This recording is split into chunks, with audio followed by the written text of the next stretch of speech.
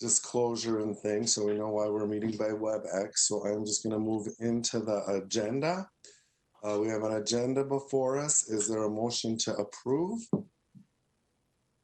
Moved by Lee. Atlas Ingebretson, I approve. Is there a Or second? move for approval. And a second, please. By Chambliss. Thank you. Is there any discussion on the motion?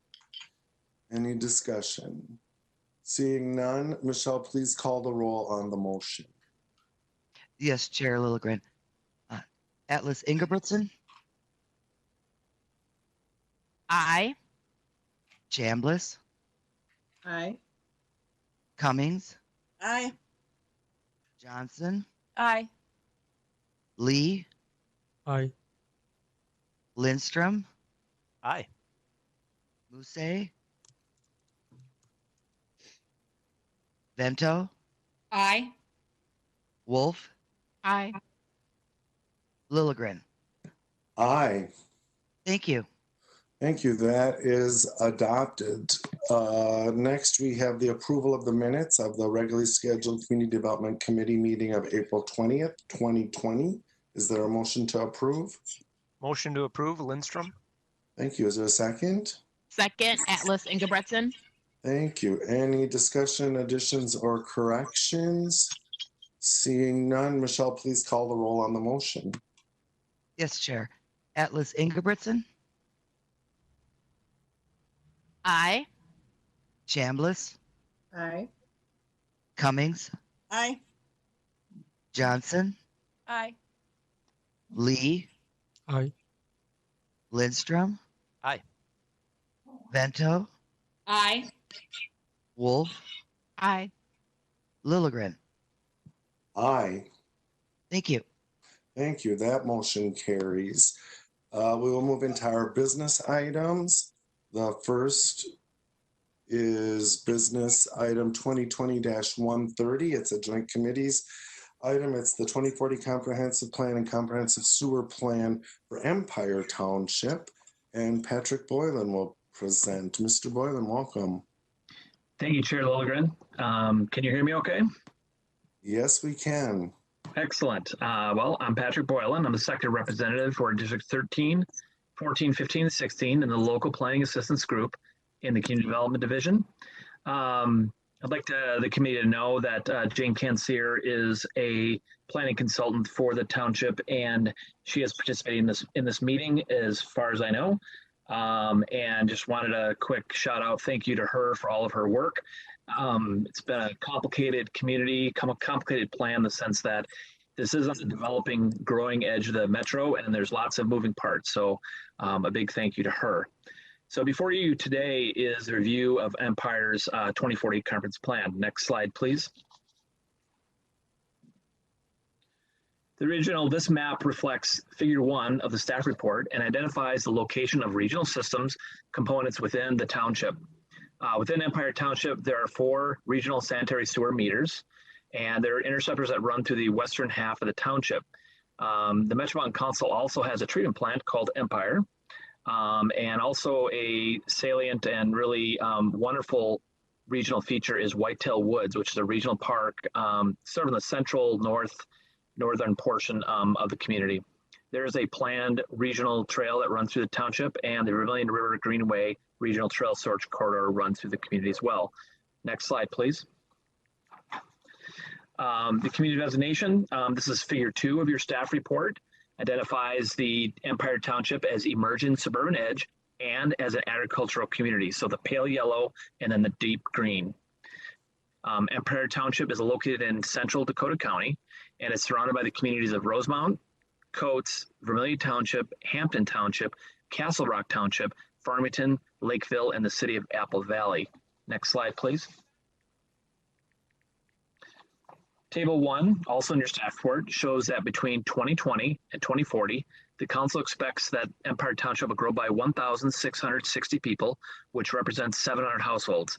There will be an increase of 80 jobs in the township in the same time frame. Next slide, please. Table 2 from the staff report shown here illustrates the planned residential density in the emerging suburban edge areas of the township. It's that pale green of the map we saw earlier. The overall density for guided residential land is expected to be 3.47 and 7.99 units per acre. Communities with an emerging suburban edge designation under Thrive are expected to plan for forecasted population growth and household growth at an average minimum densities of 3 to 5 units per acre for new development and redevelopment. Communities with an agricultural designation under Thrive are expected to limit residential development and adopt zoning ordinances and or other official controls to maintain residential densities no greater than 1 housing unit per 40 acres. Empire Township's plan is consistent with these policies. Next slide, please. The township's existing land use map refers to figure 3 in the staff report. The township is mostly agricultural, with large regional park uses, as referred to earlier. Extraction is another major land use.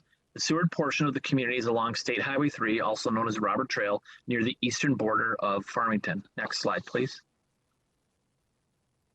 Future land use for the township is figure 4 in your staff report, and that shows continued commercial and residential Seward growth near the existing Seward area and the southwest portion of the township.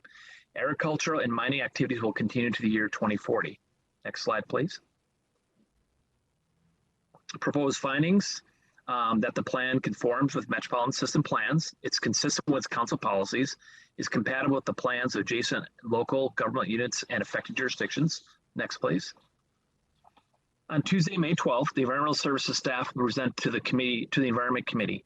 This will be on the Metropolitan Council agenda on May 27th meeting. And again, I just want to thank Jane for all of her help and assistance and good work over the last few months. And the next is the proposed action is to authorize Empire Township to place its 2040 conference plan into effect, to advise the township to implement the advisory comments in the review record for wastewater, surface water management, and forecasts. And with that, Mr. Chair, I'm available for questions at this time. Thank you, Mr. Boylan. Any questions on that report? Any questions? I'm not seeing any. Thank you. So Mr. Boylan has proposed an action that we authorize Empire Township to place the 2040 comprehensive plan into effect and also advise the township to implement the advisory comments in the review record for surface water management and forecasts. Councilmember Wolf, did you want to make that motion? Thank you, Mr. Chair. I would like to move approval. Thanks. Thank you. Is there a second? Second by Lee. Thank you, Councilmember. Any discussion? Discussion? Seeing none, Michelle, please call the roll on the motion. Yes, Chair. Atlas Ingebrigtsen, Aye. Chambliss, Aye. Cummings, Aye. Johnson, Lee, Aye. Lindstrom, Aye. Vento, Aye. Wolf, Aye. Lilligren. Aye. Thank you. Thank you. That motion is adopted. And our thanks to Ms. Pantier as well for her work on this and if she's on the call. Thank you. Next business item is item 2020-133. It's 2040 comprehensive plan for the city of Sunfish Lake. And again, Mr. Boylan will present. Mr. Boylan. Thank you, Chair Lilligren. Before you today is a review of the city of Sunfish Lake's 2040 conference plan. Next, please. This map reflects figure 1 of the staff report and identifies the location of regional system components within the city of Sunfish Lake. Interstate 494 is the southwest to northeast freeway running through the community. And otherwise, there are no other regional systems in the city. Next slide, please. Figure 2 from the staff report identifies the city as rural residential. It's that pale green color. Community designation consistent with Thrive MSP 2040. Sunfish Lake is located in Dakota County, in the northern portion of Dakota County. It's surrounded by the communities of West St. Paul, Inver Grove Heights, Egan, and Mendota Heights. Next slide, please. Table 1, also in your staff report, shows that between 2020 and 2040, the council forecasts the population will decline by 50 and the number of households will grow by 20. There will be no change in jobs in the city in the same time frame. Next slide, please. Existing land use for the city refers to, this is figure 3 in your staff report. Single family residential with a little open space institutional uses along Interstate 494 and Minnesota 62. So 494 is in the southeastern portion of the community, and Minnesota Highway 62 is along the northern boundary. Residential uses comprise over 80% of all land uses. Institutional uses are just under 3%, and roads, rights of way are almost 13% of the total land area in the city. Next slide, please. The city's future land use map refers to figure 4 in the staff report. And as with the existing land use, the dominant feature is low density residential and continuation of the few institutional uses along the freeways. Sunfish Lake discourages future development of rural residential patterns of unsewered lot of 2.5 acres or less. The city is mostly built up, but there are a few disconnected areas where future development would be at densities not greater than 1 unit per 10 acres. Next slide, please. Proposed findings is that the plan conforms with the Metropolitan system plans, consistent with council policies, and is compatible with the plans of adjacent local government units and affected jurisdictions. Next slide, please. The city of Sunfish Lake does not receive, nor does the council have plans to provide regional sanitary sewers. So we'll not go to the Environment Committee, but from here today, we'll go on to the Metropolitan Council meeting on May 13th. And next slide, please. The proposed action is to authorize the city of Sunfish Lake to place its 2040 comprehensive plan into effect, and click advise the city to implement the advisory comment in the review record for surface water management. I did have a chance to speak to the consultant who was not able to join us in this call, and he had no questions regarding my report, and I'm available for any questions at this time. Thank you, Mr. Boylan. Any questions on that report, committee members? Councilmember Lee. Thank you, Mr. Chair. Mr. Worley, can you explain to us if and when the city expects the number of people to go down, but the number of households to go up? How is that determined? Does that mean they expect smaller families to move in? Mr. Boylan. Thank you, Councilmember. Generally speaking, if I understand the way the forecast works, is that this is a very, the Southern County metropolitan area is very large, and Sunfish Lake is relatively small. So we use round numbers. We do believe that there'll be a growth in perhaps single occupant households. When I did the math for this, I don't have it in front of me, but the persons per household drops substantially, which to me would indicate an aging population. For instance, a family today, but in 20 years might not have grown children. It might have be empty. Instead of 2 kids in the house, maybe it's just a couple of parents or perhaps even an older adult. That's essentially how that would happen over the next 20 years. Thank you. Thank you. Any further questions on the report? Councilmember Lee, did you want to move approval of this item? Yes, I do. Thank you, Chair. I move approval. Thank you, Councilmember. Is there a second?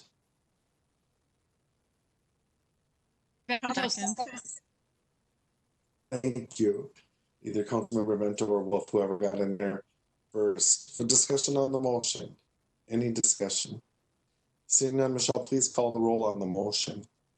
Yes, Chair. Ingebrigtsen, Aye. Chambliss, Aye. Cummings, Aye. Johnson, Aye. Lee, Aye. Lindstrom, Aye. Vento, Aye. Wolf, Aye. Lilligren. Aye. Thank you. Thank you, Michelle. The item is adopted, and we'll move on to our next business item, 2020-132. That is a joint committee's item for the city of Carver, the 2040 comprehensive plan and comprehensive sewer plan. And Raya Smiley is with us to present. Ms. Smiley. Hello, good afternoon, Chair Lilligren and council members. Can you all hear me okay? Yes, we can. Perfect. I'm Raya Smiley. I'm the sector representative for District 4, Carver County in the local planning assistance. And I would like to let the community know that, well, similar to Empire Township, Jane Cancier, the city of Carver's planning consultant, is listening in, not technically in the audience, but I believe that she's listening in.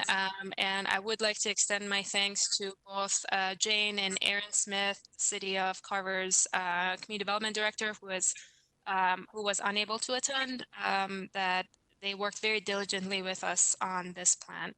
So before you is a review of the City of Carver's 2040 Comprehensive Plan. Next slide, please. Perfect, thank you. So this map is figure 1 of your staff report and identifies the location of regional system components within the City of Carver. Those components include 4 interceptors, Minnesota River Bluffs LRT Regional Trail, Minnesota Valley National Wildlife Refuge, and there are 2 highways, Minnesota Highway 41 and US Highway 212. Next slide, please. Thank you.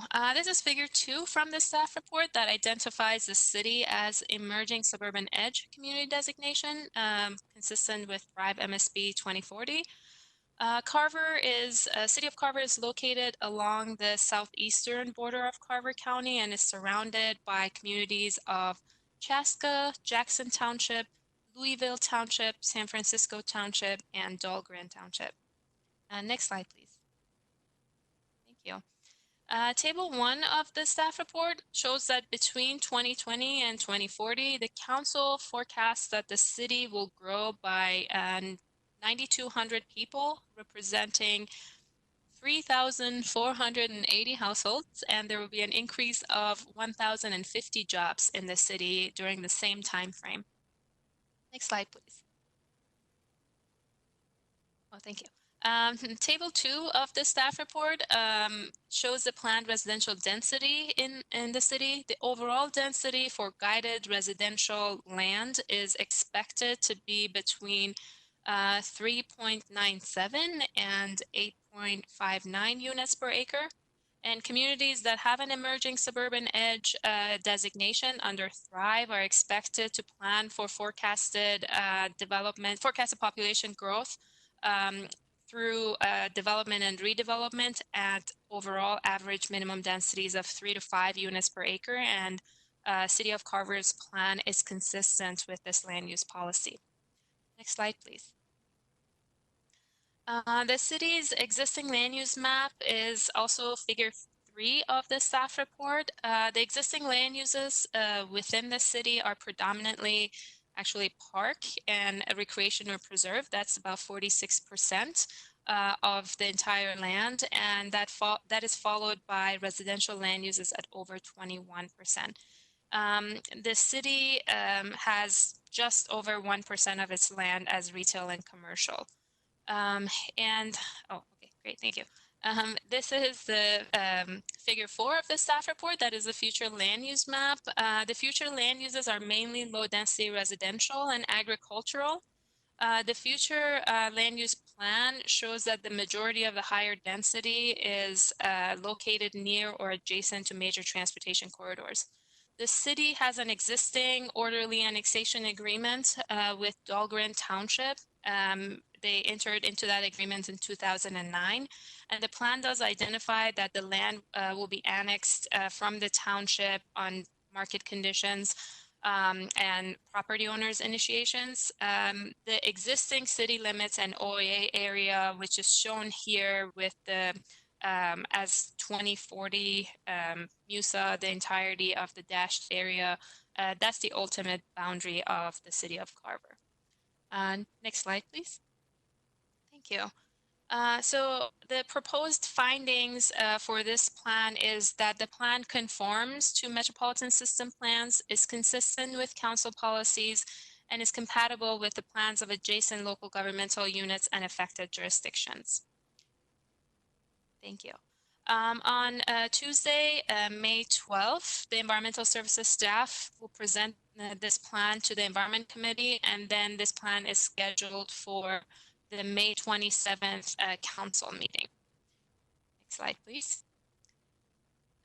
So with that, the proposed action before you is to authorize the City of Carver to place its 2040 comprehensive plan into effect and advise the city that to be fully consistent with the council's water resources policy plan, the local water management plan needs to include the responsibility, schedule, and funding source information for each implementation project and activity in the local water management plan, table 8.3.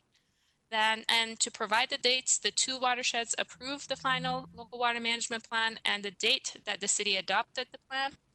To provide a copy of the final adopted local water management plan that will be included in the plan document that the city adopts if it differs from the December 2018 version contained in the July 19, 2019 plan submittal. Next slide, please. And to continue that, to advise the city to implement the advisory comments in the review record for surface water management, forecast, and water supply. With that, I'm happy to answer any questions that you may have. Thank you, Mrs. Smiley, for that report and for your work on this. Any questions on that report? Any questions? Councilmember Wolf. Mr. Chair, I would move approval if there are no questions. Thank you, Councilmember. Is there a second? Coming second. Thank you, Councilmember. Any discussion on the motion? Discussion. Seeing none, Michelle, please call the roll on the motion. Yes, Chair. Atlas Ingebrigtsen, Aye. Chambliss, Aye. Cummings, Aye. Johnson, Aye. Lee, Aye. Lindstrom, Aye. Vento, Aye. Wolf, Aye. Lilligren. Aye. Thank you. Thank you. That item is adopted, and we'll move on to our next business item 2020-136. It's a joint powers agreement for a research partnership between the Minnesota DNR, Greater Minnesota Regional Parks, and Met Council on location-based services data research. And Mr. Hunting, are you there? Joel Hunting, rather? Joel, are you there? Chair, council members, this is Joel Hunting. Can you hear me? Yep, we can. Thank you. Okay, so before you today is an item for an authorization to negotiate and execute a joint powers agreement for a research partnership on location-based services data between Minnesota DNR, Greater Minnesota Regional Parks, and the Metropolitan Council. Next slide.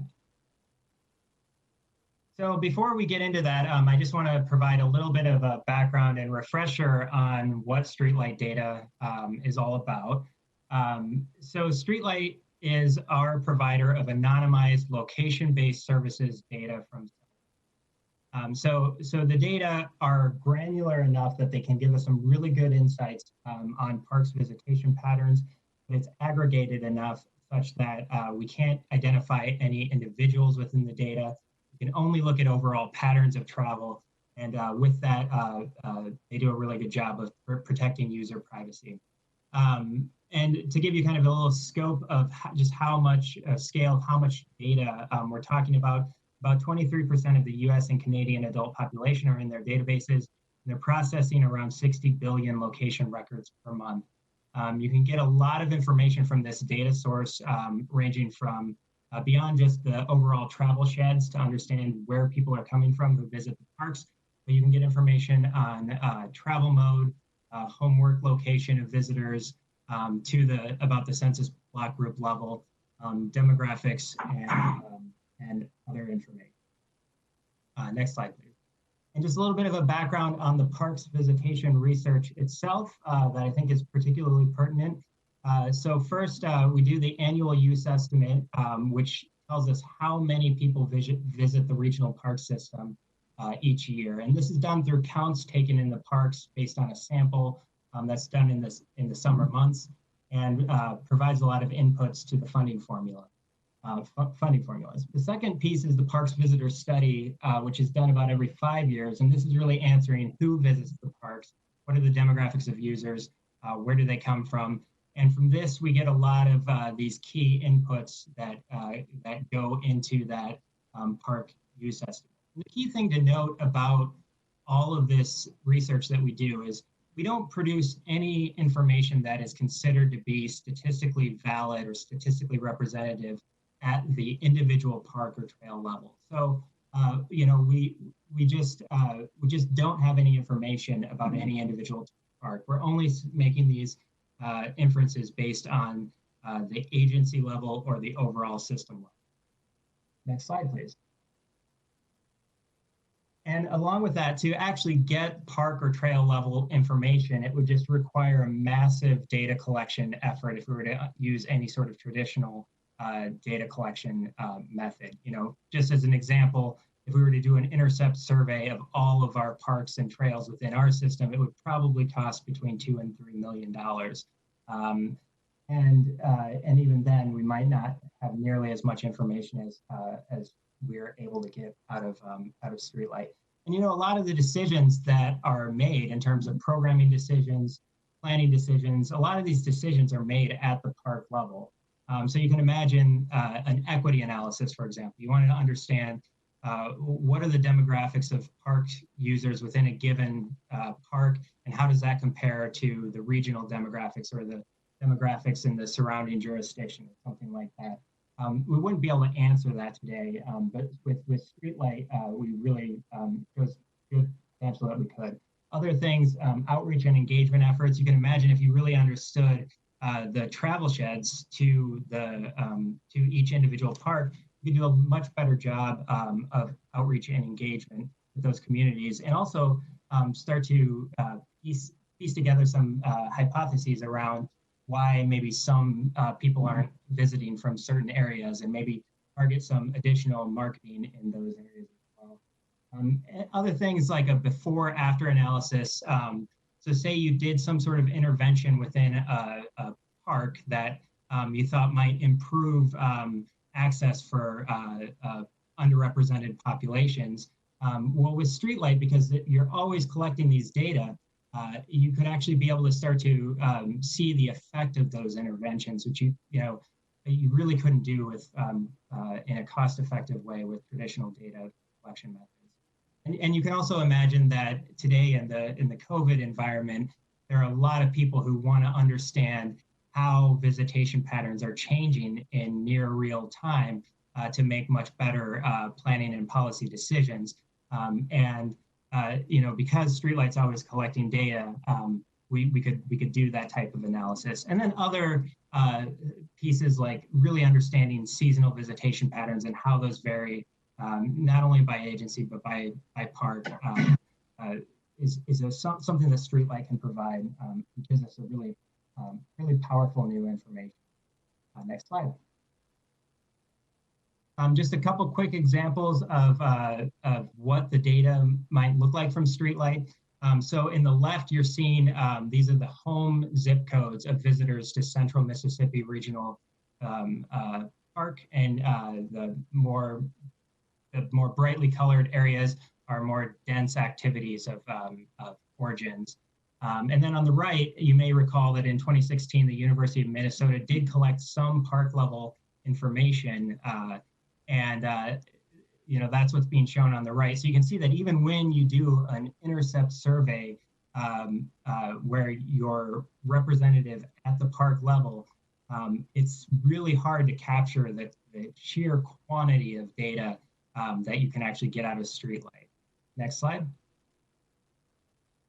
And here just showing visitation within a park too. So we can put a hex grid across a park and look at pockets of activity within the park where there's a relatively large amount of usage. And we're looking at Como Park here, and you see the zoo and conservatory has a lot of activity.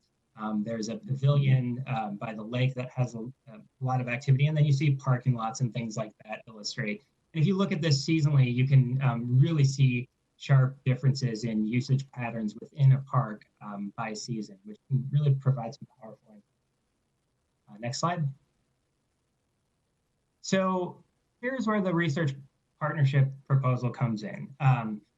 None of our agencies have the data we need to make decisions. None of us have park level information. We're all struggling to find any sort of common method to quantify visitation within our different agencies, but also how does visitation compare across agencies in different parks. And this is where I think Streetlight can really be a huge benefit. I mean, we're talking millions and millions of dollars for a one-time effort to collect intercept surveys through all of our parks. And you know, with between DNR and Greater Minnesota Regional Parks, we've been meeting over about the last year to really scope out a good joint project around streetlight data that I think can really benefit all of the different agencies. And so our solution here, there are a couple different paths we could go down, and I think this is definitely the best, really the only feasible option to really scale up this type of research to all of our systems where we can all benefit from it.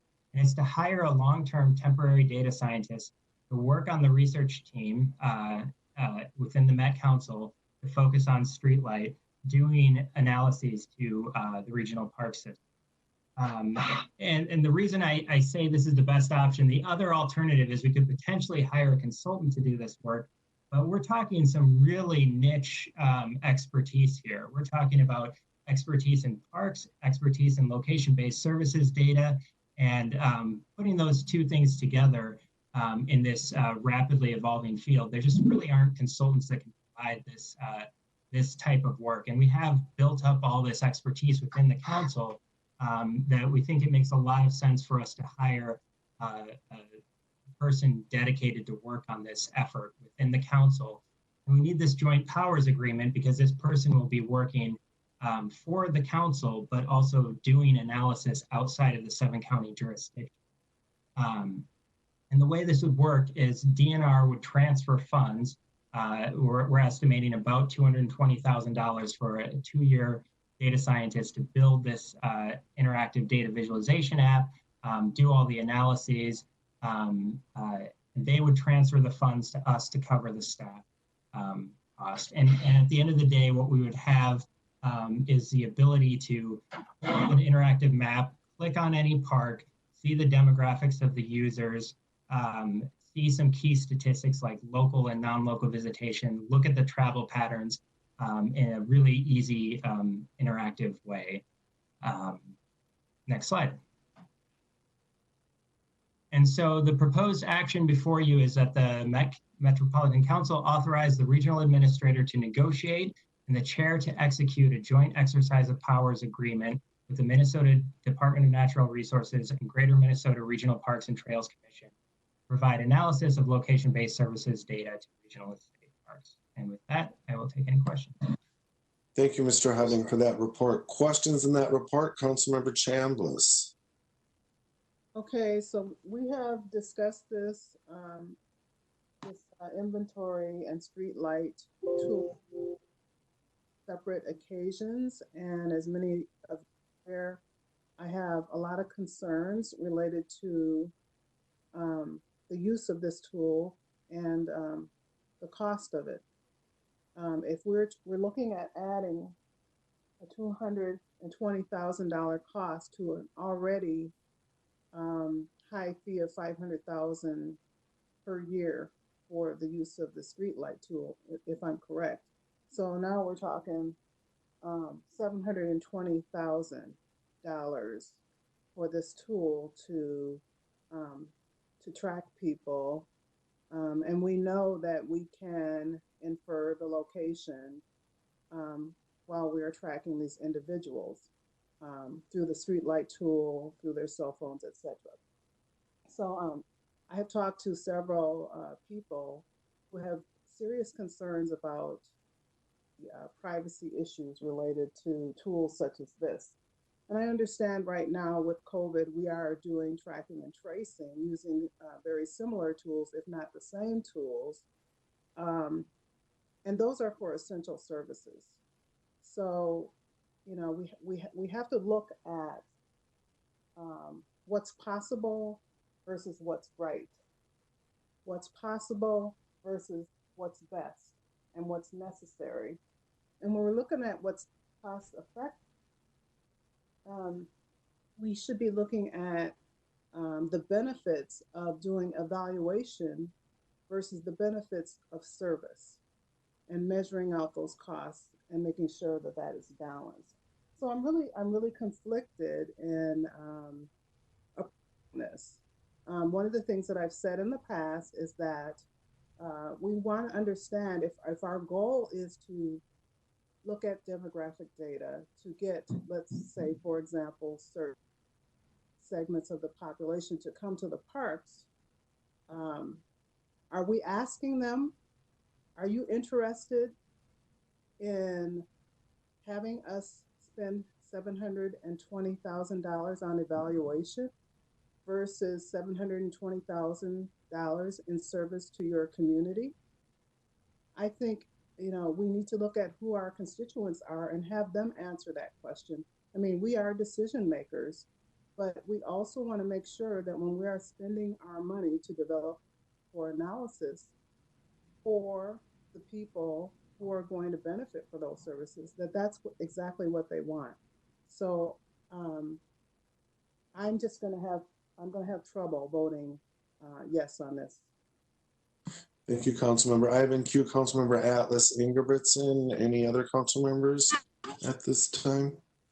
Councilmember Chambliss, you didn't want a response to that, right? You weren't asking a question in there somewhere, were you? You were stating a position more, correct? Correct. Thank you. Councilmember Atlas Ingebrigtsen. Thank you, Chair. With much respect to my colleague, Councilmember Chambliss, I just have to disagree. So completely, unfortunately, we're talking about, we typically spend millions of dollars to do this. And we're talking about a great reduction in the cost. We're talking about using technology that is used every day by almost everyone when they get in their car and they look to see if the route ahead of them is green, red, or orange or yellow. So this is not some new kind of technology that is big brothering individual folks. And I would love for Joel to have a chance to talk about that a little further and clarify that. In addition, I just think that my last thing is I've worked for several municipal organizations, and in all of them, the way we collect data and the data we receive is used to make decisions, including at the Met Council. And the data that we make decisions on for parks is not even close and is often used to continue the status quo in some kinds because it's the best information that people have, and sometimes very intentionally to maintain a system the way it is, whether it's parks or other things. And so I just think that we as decision makers need to make sure the information that we are taking in to make decisions based off of is done in a way that is as equitable as possible and is either to the self-interest is looking to collect that data or to unintentional efforts that create bias and that regularly undercount communities of color and people with areas. I know piece that's so exciting about this is working collectively to create a tool that will change things for the entire state of Minnesota. So I just think that's another wonderful aspect of this. I love to hear Joel talk again and remind us actually about the science of this. Cool, thank you, Councilmember. And I'm going to turn to Joel Hutting in a second. So to clarify the cost question as well, the 220,000 versus the 720,000, and then also the issues that both Councilmember Chambliss and Atlas Ingebrigtsen were talking about, sort of the tracking, the privacy kinds of issues. So Mr. Hutting, are you there? Yes, Chair, thank you. Yeah, so I will start, I will say that I completely empathize with the concerns. I want to assure everyone that it is impossible to track any individual when we're using this data source. Even the provider that provides the data to us they don't have the ability to track personally identifiable information. So when we're looking at this information, what we're seeing that there are more people from this general neighborhood going to a regional park compared to another neighborhood. We're not talking about this individual who lives in this particular neighborhood traveling to the park and then traveling elsewhere.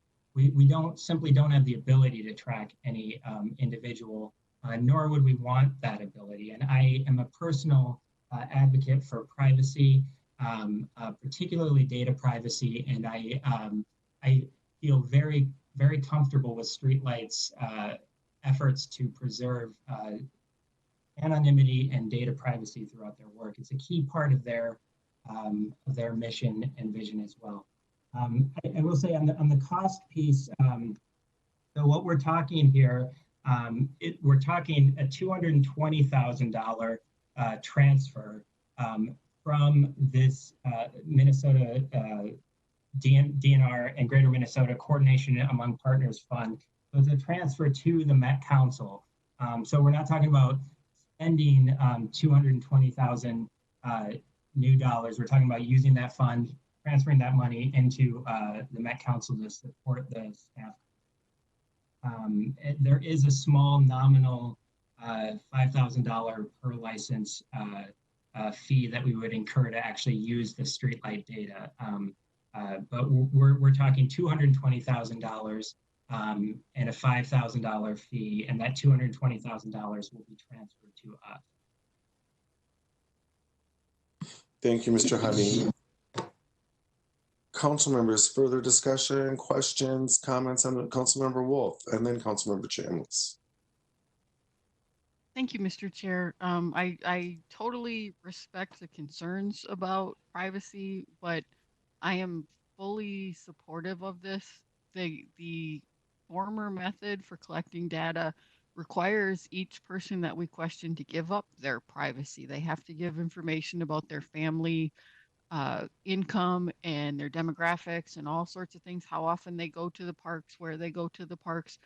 And it's almost like a dark ages sort of information collection compared to what Streetlight can offer, because that information they're collecting on millions of people that are going to the parks versus picking a random space of time where somebody sits with a clipboard and asks people who go by if they're willing to answer a questionnaire. It's accurate data, and our parks funding formulas are distributed based on visitation data. So if we can make that data accurate, we're making sure that each park agency gets the amount of money that they actually deserve out of the formula, rather than, maybe they get a bunch of money less because the day that their park was supposed to be having questionnaires asked had bad weather versus a different park. This is more fair. It's anonymous. And I haven't done the park visitation questionnaire before, but I've done the transportation questionnaire where they track you for a week with your phone and you have to answer all kinds of questions. Being able to do that anonymously rather than having to answer a bazillion really intrusive questions about what you're doing is also better for our park users, especially since it isn't going to be tracked to any one person. It is truly anonymous with the way they do the data. Thanks. Thank you, Councilmember. Councilmember Chambliss. Thank you. So we say that the data is anonymous. When you start combining tools, you can get even more and more granular. When you start combining Streetlight with cell phones, with census data to the block level, there are some neighborhoods that are much more segregated than others. So you can identify the percentage of demographics on that block level. You can look at the home ownership of people on that block and at that location. And I know that I could go to the property search and figure out who that person was if I wanted to. The technology is there to do that, even if the Metropolitan Council does not do that. And I have received documentation from the Metropolitan Council that shows in its graphic presentation to the Metropolitan Council members the cell phone movement from house to store to different places. So that is just my concern, and that with the cost of the dollars, we compare that to the services that we're providing to individuals in areas.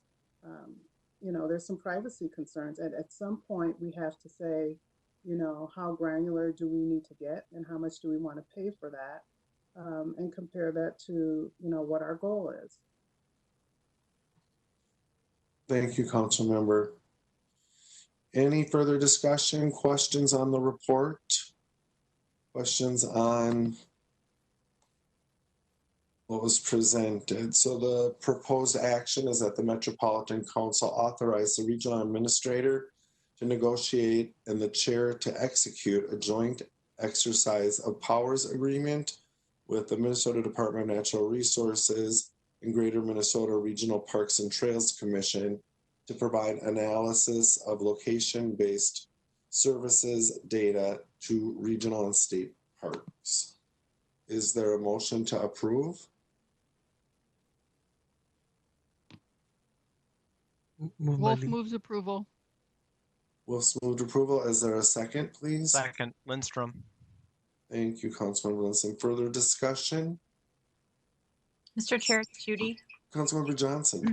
Yeah, just briefly, I do appreciate the points that were raised. I had some discussions with this with Rivers Park District commissioners a while back when I was new on the council. And I too want to make sure that the data that we get really works to keep people's privacy, safe. I just also know, though, if we do not adopt this, the other measures that we'll have to take will be much more expensive, or we aren't able to do it at all. So I just want to say thank you for bringing the issue forward and raising the concerns. I've had some of these discussions myself, but personally, I feel confident that we can go forward at this point in time with the proposal as is. Thank you, Councilmember. Any further discussion on the motion? Further discussion. Councilmember Cummings, did you want to say something? Or were you just unmuting? Well, I was just unmuting, prepared. Okay, thank you. Seeing no further discussion, Michelle, will you please call the roll on the motion? Yes, Chair. Atlas Ingebrigtsen.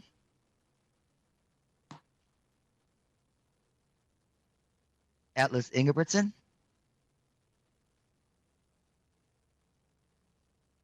Chambliss. Nay. Cummings. Aye. Johnson. Aye. Lee. Aye. Lindstrom. Aye. Bento. Aye. Wolf. Aye. Lilligren. Aye. And I think Councilmember Atlas Ingebrigtsen was trying to vote. We didn't hear your vote, Linnea.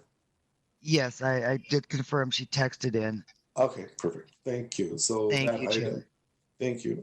That item carries. And we will move to our next business item, 2020-134. It's a joint committees item. It's the May 2020 budget amendment. And Heather is on. Heather Agason-Huebner, please. Heather. Good afternoon, Chair. Can you hear me? We can hear you. Wonderful. So again, my name is Heather Agason-Huebner, and I'm the Finance Director for Community Development. And I am here to request you to authorize a budget amendment for our 2019 budget. So this is a little bit of a cleanup item. The proposed amendment programs available state and federal funds to the unified budget to allow the council to carry out its work plan and for regional partners to implement their grant programs. Funding for the pass-through account comes from new state and federal funding and from available reserve balances. So there's three items in the budget amendment. The first is our HRA budget went over budget by about $188,000 due to increased tenant rent experiences. At the same time, we received about an additional $1.6 million from HUD to offset those. So we're looking to clean that up. And the council also passes through lottery in lieu revenue to parks implementing agencies. So every dollar that we have coming in, we put an addition, or that exact dollar going out, and we need to bring in the additional $300,000 in state appropriations. And our Livable Communities grant programs, as many of you know, we award multi-year grant terms, and available funds are held in the reserve accounts. What we need to do is to move some funds from the reserve account to the budget account in order to clean up all of the reimbursements. So the Thrive outcomes of prosperity, equity, and livability are supported by providing rent assistance to low-income families and safe, affordable housing. The Thrive outcome of livability is supported by investing in regional park system and providing access to outdoor recreation, enhanced quality of life, and opportunities for increased health and wellness. The Thrive outcome of livability, equity, and prosperity are advanced through the council's investment in the Livable Communities program that advance and encourage development and redevelopment. And with that, I ask you to approve the budget amendment as indicated and in accordance with the attached tables.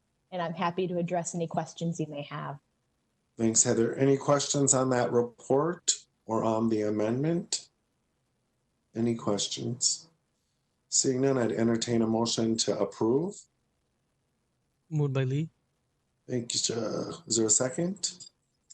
Second by Cummings. Thank you, council members. Any discussion on the motion? Discussion. Seeing none, Michelle, please call the roll on the motion. Yes, Chair.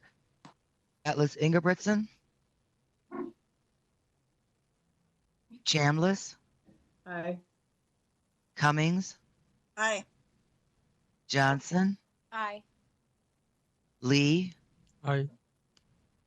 Lindstrom. Aye. Bento. Aye.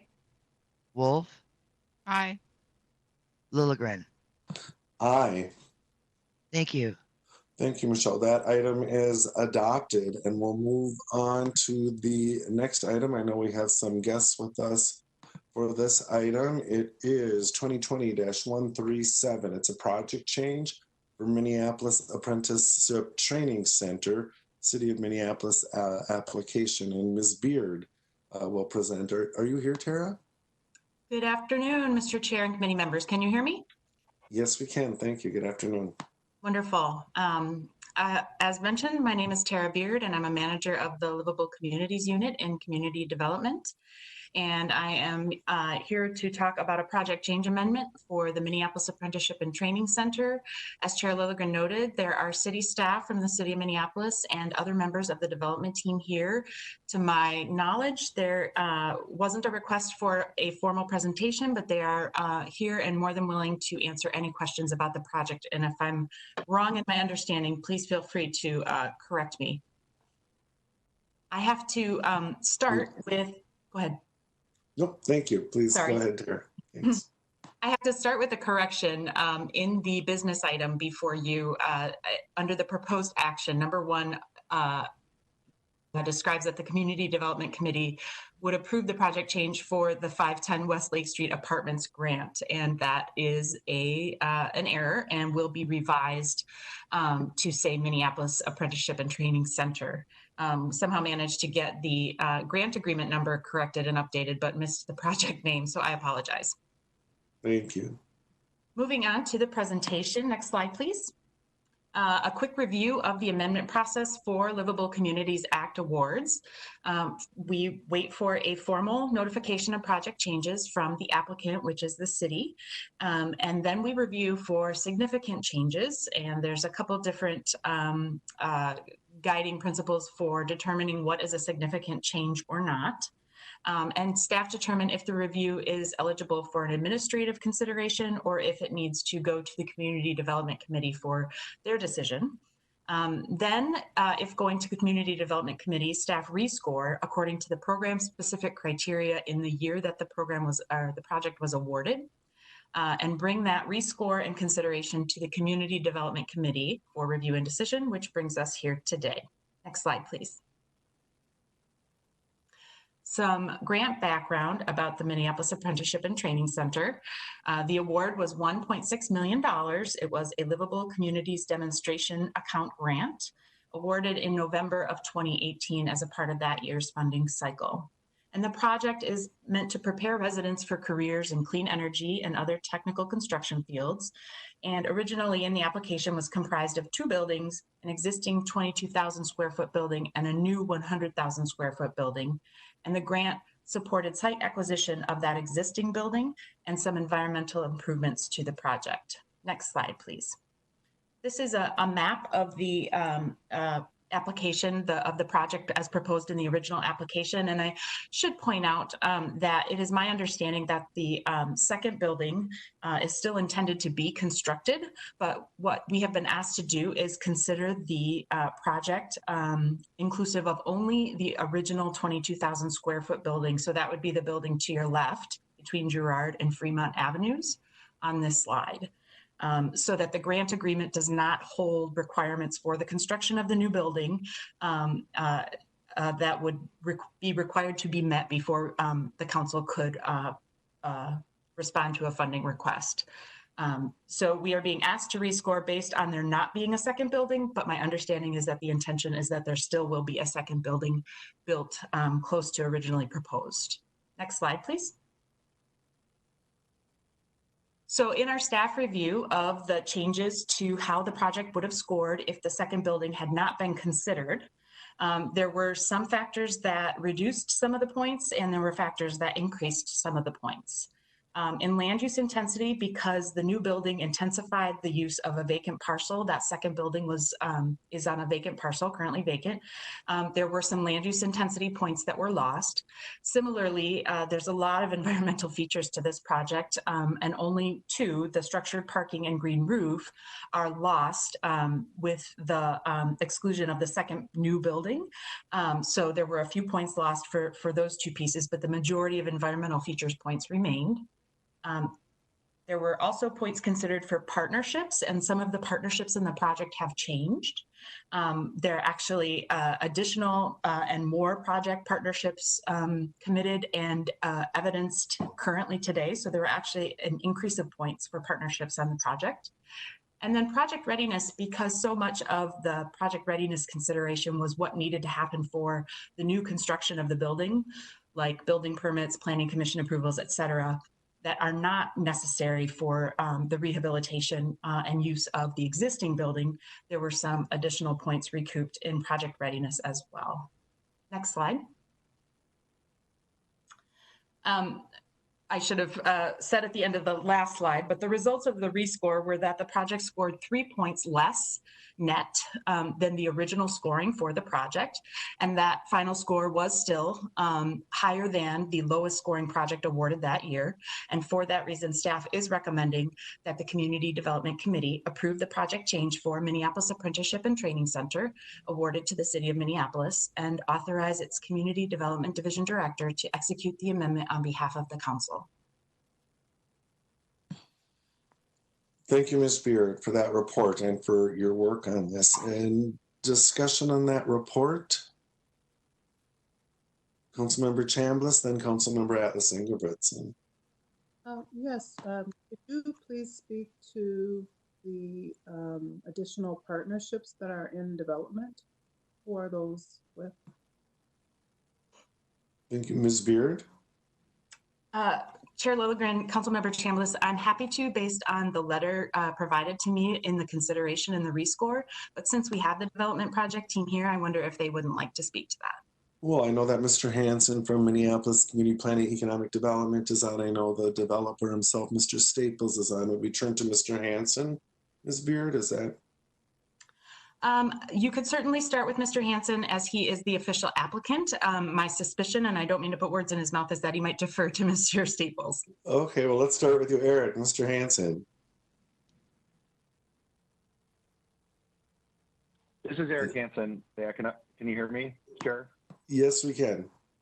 Okay, this is my name is Eric Hanson. I'm the Director of Economic Policy and Development for the City of Minneapolis, and we're very excited about being in front of you today because we think this project is going to be a very important development project on Plymouth Avenue. It's been taking a long time to get here.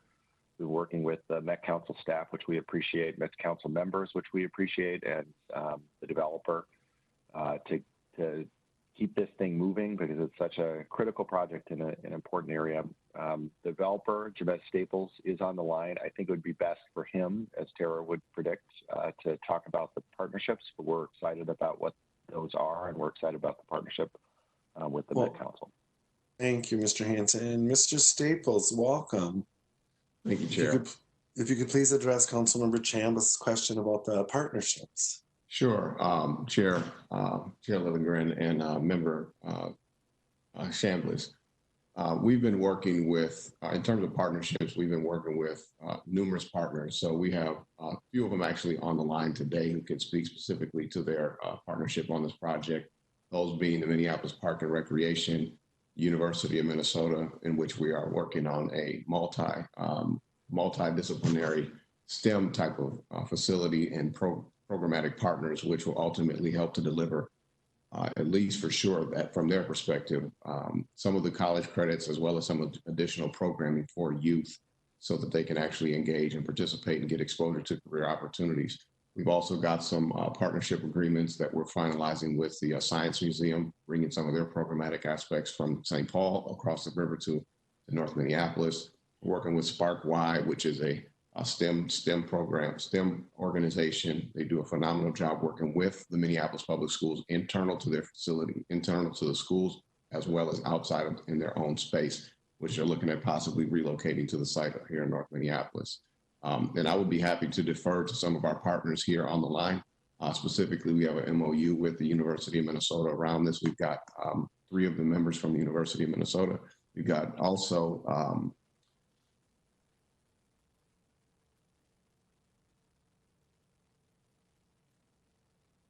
Michael Wolf from the Minnesota STEM Partnership. And I'd like to defer to our partners from the University of Minnesota, Andy Furco, who's the Vice President of Engagement. Also, we have... Thank you, Mr. Staples. Councilmember Chambas, did you want to hear from some of the Richard partners so as well? Like to speak specifically, I'd like to invite them if that's okay. Thank you.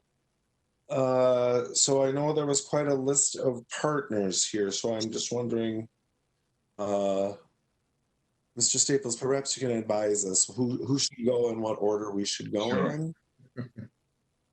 Sure, we could, I'll let Andy Furco speak broadly, and then we can let Richard Graves and Abby Soto speak more directly to what we've been doing. Thank you, Mr. Furco, welcome.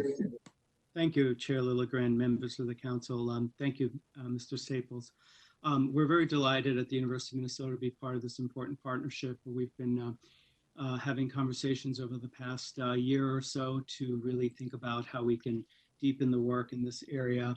We know that preparing individuals for careers in clean energy is very important for the future job market, but more importantly, for really providing pathways for young people, especially our youth of color, to engage in important fields that are emerging. And I think Mr. Staples has done an outstanding job to provide this opportunity.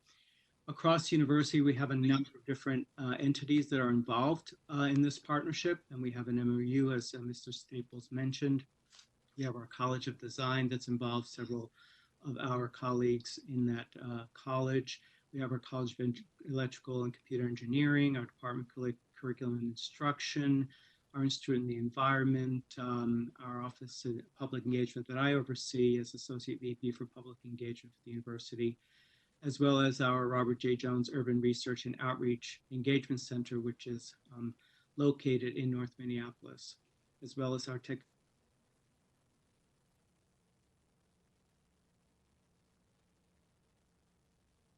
Leadership Institute. And these are some of the most outstanding units, colleagues that are invested in this work. Thank you, Mr. Furco.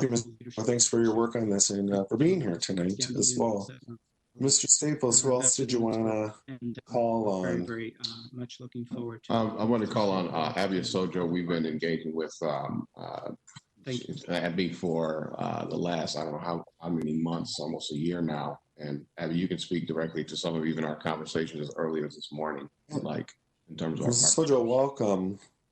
Okay, thank you so much. Yeah. I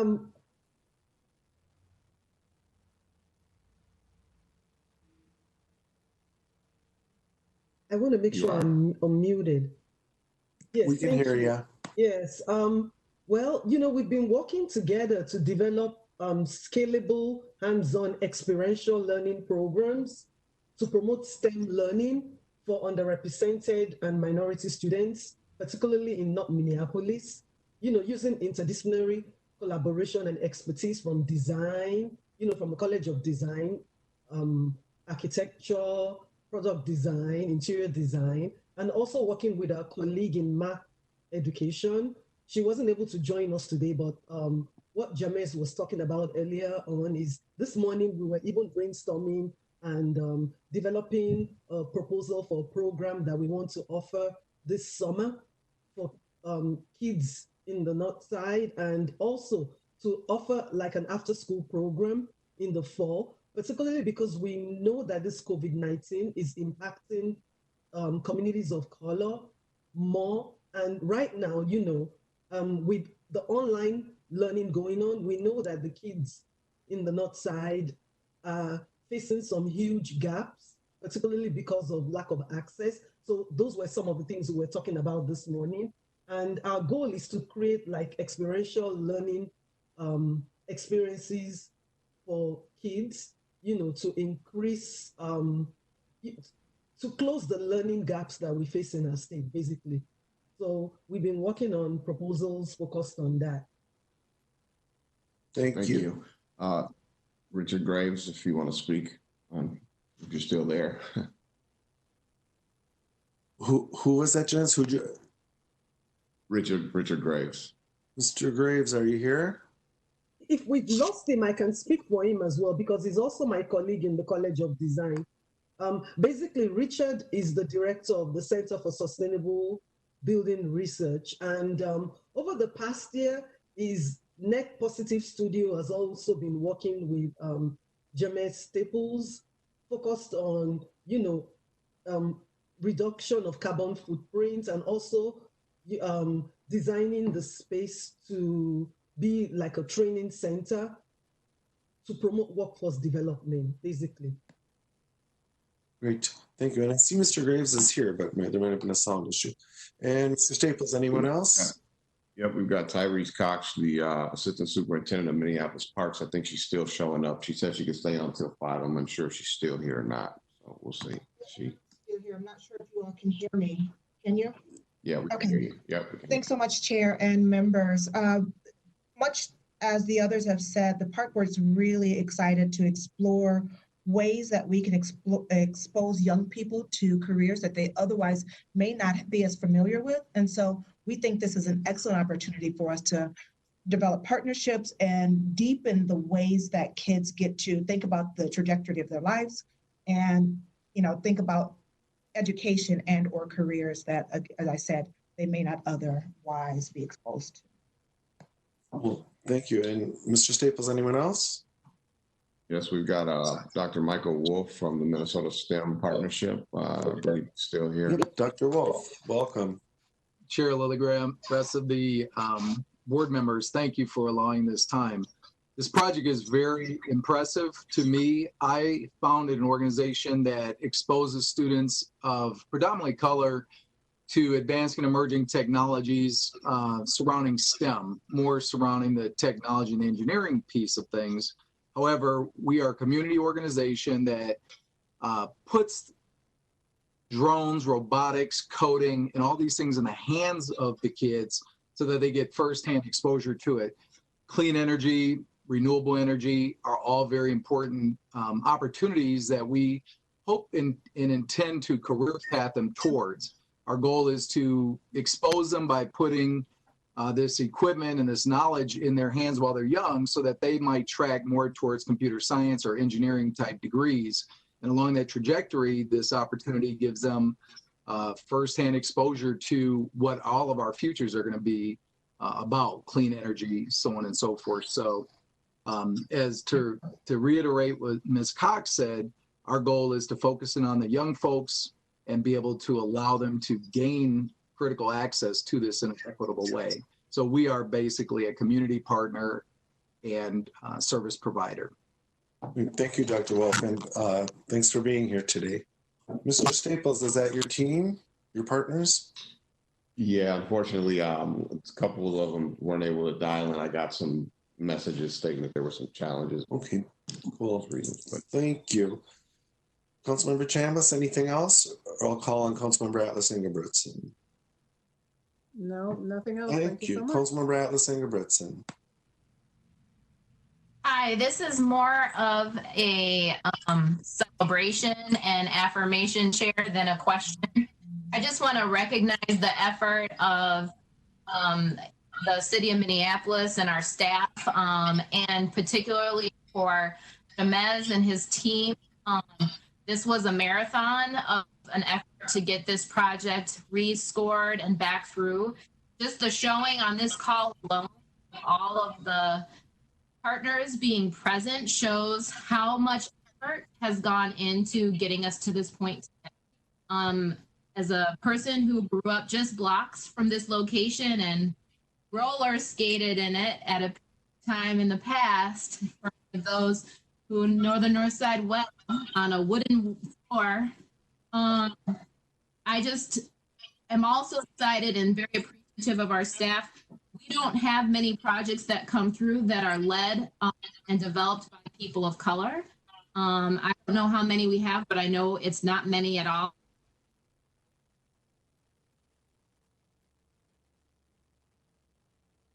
And so I just want to say thank you to them, and I just want to say thank you to them, and thank you again as in the team for wonderful project forward, for going through so many steps to get it. I'm really excited to see what this can mean for our communities and for increasing access to very vital education and opportunities for highly underserved Lindstrom, am I missing looked anyone? over young people. And Vento and Lee. Councilmember Cummings. Thank you, Mr. Chair. First, a comment. This is what an exciting project. And yes, the number of supporters who have spoken today and the variety of support that it has really speaks to the strength of the project. And I think that's just wonderful. It'll be fun to watch it evolve and come to fruition.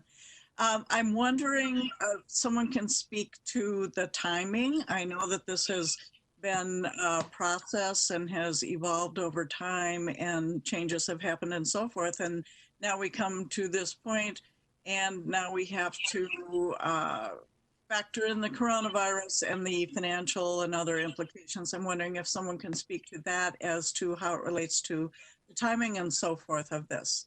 Thanks, Councilmember. And I think I would turn back to Mr. Staples, or unless, Eric, do you have the response to this, or is it better to go to Jamez? And Eric, you're muted. I can take it. Cool. Yeah, please, if you would, Mr. Staples. And I'll invite any of my partners to jump in after I make my comments also. In relation to the way that things are shifting, I think that what we have to understand is that this property is an opportunity to start to demonstrate exactly what we need to see in response to COVID-19. When we look at where we are right now with the way that it currently sits, it provides a unique opportunity to start to demonstrate exactly how to respond to COVID-19. We can start to develop what that distance learning model looks like, opposed to trying to fumble through where we're at right now, right? So like we can design it and build it in such a way where it can be COVID-19 ready, and also post-COVID, it can come down. In addition to the fact that, the Met Council, I'm unsure, but I know that you all are moving in the direction of clean energy future. Numerous municipalities, the city has committed itself to 100% renewable energy. The state is moving in the direction of 100% renewable energy. We have a whole fleet. We have some of the funding when I sat on the Transportation Advisory Board in relation to the funding that was awarded by way of the East Metro to make East Metro strong, and Xcel Energy and Our Car of electric vehicle infrastructure that needs to be built out and developed. And as we move towards a clean energy future, we need to make sure that we have a workforce that's ready. We need to make sure that people have the ability both youth and adults have the ability to access the necessary skill sets and training to actually participate in these emerging sectors. Now, post COVID-19, yeah, I mean, it's a facility that can serve for a variety of uses. However, at the same time, right now, where we currently sit, it's going to take a little bit of time for people to figure out how this all works together. And I think this is a great project to actually do some of those demonstrations. Thanks, Mr. Staples. I think Councilmember Cummings was, and correct me if I'm wrong, Councilmember, was looking for the schedule of this project, correct? Was that? Correct, yep. Yeah. Yeah, we are, I mean, obviously we're moving very aggressively we would like to have programs up and running, as was mentioned by Abby, Professor Sojo, around this summer. We are actually actively participating in funding applications, as well as our partnerships who are very aggressively moving in that direction. And I know that Ms. Cox mentioned some of the programs that they're seeking to implement. She has private sector partners, which she's engaged with. I'm not privy to those conversations directly, but we are looking at trying to get stuff going this summer. Great. So that's what, and in terms of the resources from the Met Council, we are on schedule. We're trying to get our solar system installed on the roof here this summer. We're looking to get our stormwater management system implemented, as well as our heat pump system also. Thank you. Councilmember Cummings, anything else? No, thank you for that. Great, thanks. So then I have Councilmembers Lindstrom, Bento, and Lee. Councilmember Lindstrom. Thank you, Mr. Chair. My only regret is that I can only vote for this proposal one time. If I had 100 votes, I would vote for it 100 times. I believe in it that much. I first heard Mr. Staples talk about this proposal about 1.5 years ago or 2 years ago. And I remember his presentation well. One of the things that really stood out for me was that he said there's one place in the metro area for folks to receive solar installation and training, and that's Century College in White Bear Lake. They do a great job. To get a bus ride from North Minneapolis, he said this during the presentation, to get a bus from North Minneapolis to White Bear Lake takes 2 hours. Correct me if I'm wrong, Mr. Staples, but, and I thought at that time, I thought that can't be. Is that really the truth? And I Googled it, looked on my app, and Jamez, you were wrong. It was actually more than 2 hours. I found out a little bit more. Like, probably depends where in North Minneapolis you're located, but yeah, it was like 2 hours, 2 hours, 15 minutes, 2 hours, 20 minutes. But I tell you, if you want to be talking about taking a step forward on disparities, this helps. If you want to be talking about taking a step forward on climate and on resiliency, this helps. If you want to be talking about STEM education, this helps. If you want to be talking about jobs, this helps. I would support it on any one of those things.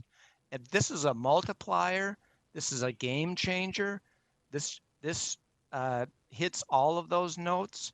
I just wish I was at a ribbon cutting today instead of voting in favor of it.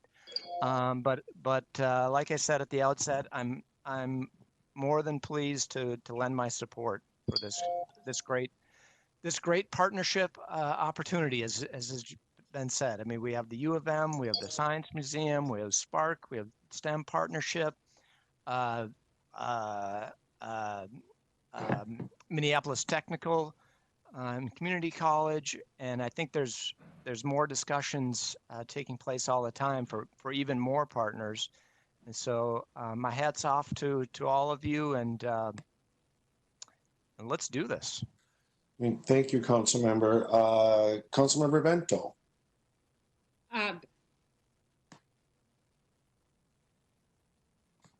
What you put yourself on mute. Councilmember, there you go. I'll figure this out about the time that the virus limitations are up and we can meet in person. But I'm not going to take a lot of time other than to just echo what has been said, especially what Councilmember Lindstrom just said. This is fabulous. As a former third grade teacher who loved the curriculum that my teaching partner and I developed for third graders on careers, this just brings back lots of memories and gets me very excited. And I agree, it'd be great if we were at a ribbon cutting ceremony, but to the entire collaborative team, thank you.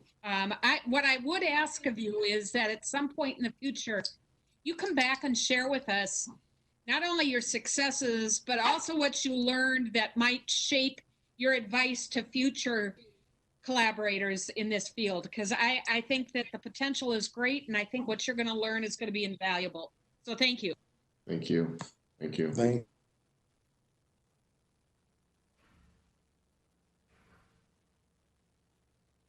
you, Mr. Chair. Councilmember Lee. I just want to commend again Jamez and the officials from the city of Minneapolis for working hard to get us all to this point in time. And this is a great project. The Science Museum is one of my constituents in downtown St. Paul, and this is a wonderful project that I'm proud to support. And I think I hope that in the future, in the coming years, you all can get this going in such a way that we can replicate this and bring some of this great work to the East Metro too.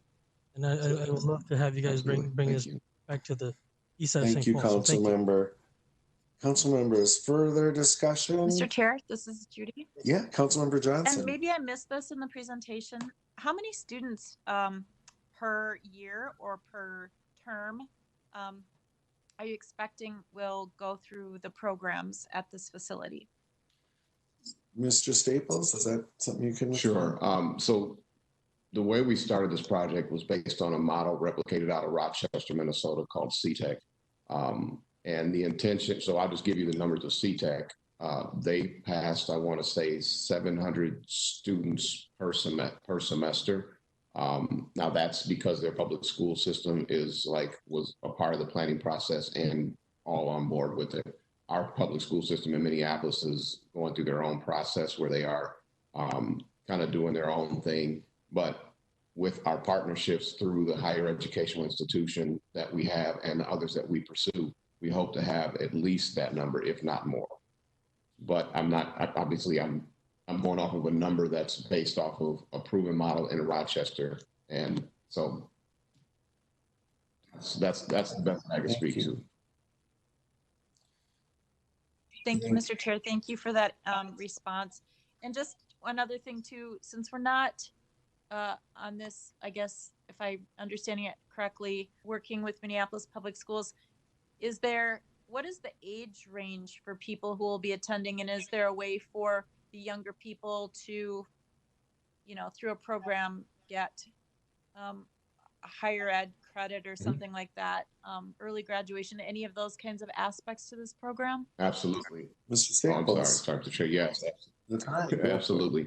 The intended outcome the intended goal here is to come as close to Rochester as we can. Right? And that is through our partnerships with the higher educational institutions, the University of Minnesota, in addition to whatever community colleges that we can bring on board so that students can get either articulated credit or dual enrollment. And the intended what that means is that students get high school and college credits for taking this coursework. Now, we are also, Abby can nod in agreement to this. We have also started trying to figure out how we can incorporate a younger population to engage with this facility, because this property sits right in the midst of the of the STEM education district, which is Franklin Middle School and North High School. So, and in addition to other educational institutions, which are in very close proximity. So how we're doing that is we want to see students getting the exposure at a very early age, just kind of, tinkering, right? And getting the broader exposure to what this could mean for them in terms of where's your interest, right? And through learning what your interests are, you gravitate more to take more and more classes. And experiential learning has proven to graduate students at a much higher level than just your traditional education. Sit down in a chair and let's just talk to you. So the ultimate goal, as was mentioned, is to develop the new facility on the adjacent parking lot. However, we have to start with what we have. And by that new facility being there, that will ultimately allow for more populations to actually have access, be it all the way from grade school, which Abby was making reference to about some of the grant programs that we're going after for after school programs, all the way up to college and adult age people. Thank you. I Thank I you. appreciate that. And just, one other thing, this is exciting. I'm very glad that Met Council can be part of this. While we're talking about the structure tonight and the grant, it's really about the outcomes for the work, but for people. And I really hope too that there are plenty of female students in the program. Absolutely. And building that pipeline will really help so that you get people really engaged and they kind of stick to it. And so I commend all of you and I wish you all the best. And if there's anything we can do beyond this grant agreement, I mean, for at least myself, I'll be a huge cheerleader and just wishing you all the best. Thank you. Thank you so much. Very much so appreciated. Thank you. Council members, any further discussion? If not, I'd seek a motion for approval, please. So Motion moved. to approve by Chambliss. Second. Chambliss, second by Lindstrom. Thanks. And before I ask Michelle to call the roll, I just want to add my thanks. People have said great things, so I don't want to draw this out too much. But really, I got to hand it to Mr. Staples for staying with this. The system isn't always kind to small emerging sorts of developers. I know that from my own experience. And you really hung with it. Eric, Mr. Hanson, thanks for your work on the city side. This took a long time to get here. I was getting contacts about this project before I was even sworn into the Met Council. There's incredible support in the community. It's transformational for in placemaking on the north side. And so I look forward to that ribbon cutting coming up hopefully soon. And with that, seeing no further discussion on the motion, Michelle, please call the roll. Yes, Chair. Atlas Ingebrigtsen. An exuberant eye. Chambliss. Another exuberant eye. Cummings. Make it 3 exuberant eyes. Johnson. Yes, aye. Lee. Aye. Lindstrom. Lindstrom. Aye. Vento. Aye. Wolf. Aye. Lilligren. Aye. Thank you. Thank you. That item is adopted. Congratulations. Thank you Given also. everyone. Very much so Thanks for appreciated. being here. All right. Thanks for sharing your roles in it. So we will move on to our final business item for the evening. It's item 2020-139. It's the Metro HRA project-based voucher offer and award priorities. And Terry Smith is with us. Ms. Smith will present. Welcome. Terry, are you there? Now can you hear me, Mr. Chair? Yes, we can. Thank you, Terry. Okay. Well, I'm happy to be with you and I'm happy to see your smiling faces tonight. It's been a while since I've been before you and I hope you are all well. The item I'm presenting to you tonight, we've had a few conversations in the past year or so regarding expanding and increasing the number of project-based vouchers awarded in an effort to get permanent units available for voucher holders in good locations. And so today I'm going to present a proposal to issue a request for proposals for project-based vouchers and to talk to you about project prioritization. Next slide, please. So this map shows the HRA's general operating area for the Housing Choice Voucher Program. You've seen this map several times, but you notice we do not provide rent assistance generally in the cities of Minneapolis and St. Paul and a few others. We operate in the yellow areas there, which represents about 96 communities. However, there are some instances where we operate in other service areas, and one of those examples is the case with project-based vouchers. I will show another map and a few slides that will illustrate what that means. But today, the Council's HRA has 6,812 federal housing choice vouchers. The U.S. Department of Housing and Urban Development allows housing authorities with discretion to project base up to 20% of those vouchers. So our current split right now is we have 82% attached to the tenant, and I'll talk about what that means as a review in the next slide. And we have 823 project-based vouchers currently awarded. The council policy document, the administrative plan, contains a statement that we will project base up to 20% of our vouchers. So that's approved by council members. And currently our project-based vouchers are in 45 different projects in 30 different communities throughout the metropolitan area. 17 of those projects, so 17 of 45, actually 18 projects out of the 45 are considered general occupancy. So they do not have any service connections. They serve individuals or families with children without any service connections. And then 27 of the 45 are projects that include some type of supportive service component for specialized populations, such as people experiencing homelessness, people living with disabilities. The total of 823 project-based vouchers includes the 150 units that are owned by the council, known as the Family Affordable Housing Program. Next slide, please. Oh, I think that skipped one. I think there's one before that. No. Okay. So there's one more slide I had was just talking about the differences between the tenant-based vouchers and the project-based vouchers. So Greg, can you go back to the previous slide, please? Thank you. So I'll just talk about the differences here, and this is review for you all. We've talked about this as recent as December, but essentially the tenant-based vouchers, so the majority of our vouchers are tied to the tenant, move place to place with the tenant, unit to unit. Tenant can actually take their voucher out of state if they want to use their voucher anywhere that administers a housing choice voucher program. And then the project-based vouchers are attached to a specific unit. So tenants with low wealth move into the unit, receive assistance while they're living there. When they move out, a new tenant with low wealth moves into the unit to receive the subsidy. Under both programs, tenants pay about 30% of their income towards rent. So the rent calculation is the same. Locational choice is more prominent for people that have the tenant-based voucher because they can choose where they want to live. Assuming in this market they can find a rental unit with vacancy rates so low that becomes very difficult in this market. And under the project-based program, a tenant is given a choice of a unit that is vacant. So the turnover in these units isn't real strong. So tenants either take a unit that's available or continue to wait for a housing choice voucher.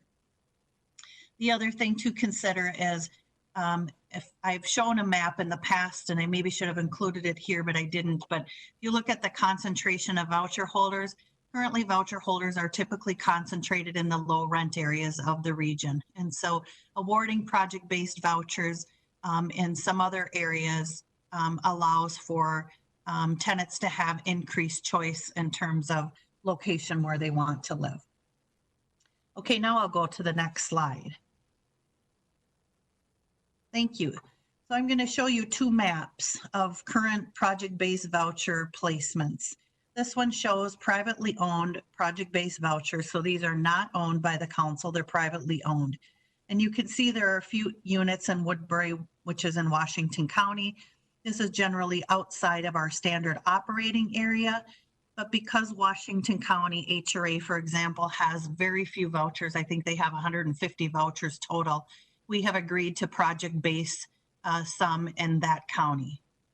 You may also recall when we last awarded project-based vouchers back in December, we, meaning you as council members, awarded 4 units in Plymouth, which is outside of our service area, and 8 units in Shakopee. So these were good projects out of our standard service area, but in good locations. And so we expanded where we operate the voucher program in these instances. So this map shows where all the project-based vouchers are located, and you can see that they're quite scattered throughout the region. And they show the vouchers in relation to areas of concentrated poverty within the region. Next slide, please. So this next slide shows where the council-owned housing units are. So these are the 150 units that are owned by the council. These are truly scattered site units that are located in 11 cities throughout the region and 3 counties. No 2 units are alike, but you'll also notice that some of them are located in areas where the council's HRA does not generally operate the voucher program. For example, Richfield and Plymouth. Next slide, please. So in terms of offering and awarding project-based vouchers, they can be awarded to new construction or existing housing. They can serve varying populations, so a variety of populations such as general occupancy for individuals or families. They can serve specialized populations, again, such as people experiencing homelessness or people living with disabilities. And projects that serve these specialized populations generally have a service connection to ensure success of the resident base. And this has generally been the projects that have been awarded vouchers most recently are for people experiencing homelessness. The Metro HRA Administrative Plan determines the overall selection criteria. Council members recently approved that document last fall in connection with the Public Housing Agency plan process. And you will have an opportunity to dig into this document again this year. But these are the current selection criteria. For the most part, have remained pretty constant over the years. I would say the most recent revision was made a few years ago regarding promoting projects outside of areas of concentrated poverty, where 50% or more are persons of color. And we added the unless preservation to that selection criteria. So if a project is preserving existing affordability of affordable units in an area of concentrated poverty, they can still be awarded points under this criteria. Next slide, please. I'm going to go through the next 2 slides that will include how we historically have offered and awarded project-based vouchers and how we did it up until last year, and how and then I'm proposing a new process for this year in offering and awarding project-based vouchers. So historically, you know, as far back as the mid-2000s, the council's HRA has been offering and awarding project-based vouchers through Minnesota Housing's consolidated RFP process. So that consolidated RFP is issued typically each April of every year, and it's developers and owners can go into that process and apply for a myriad of public financing, such as tax credits and first mortgages. That's how we have historically offered and awarded livable communities funds, specifically the local housing incentives account funds, and then a variety of other funding opportunities such as Hennepin County funds, deed funds, and a variety of sources. So the idea is it's a one-stop shop for developers. Come in and apply for a variety of funds, and that has typically included Metro HRA project-based vouchers. The way the process worked is proposals that were ranked high enough, and I have underlined by Minnesota Housing, were then forwarded to Metro HRA for consideration. So that means projects that were moving forward to get the necessary financing to become financially feasible were forwarded then to Metro HRA. And it was then at that time that Metro HRA staff ranked the proposals according to the selection criteria outlined in the administrative plan. The issue sort of with this is that it was, the awards are made dependent on Minnesota Housing funding priorities, and Minnesota Housing ultimately has had control over which projects get funded and thereby which projects got the project-based vouchers. Once those went through the approval process, the formal awards came before you for formal approval.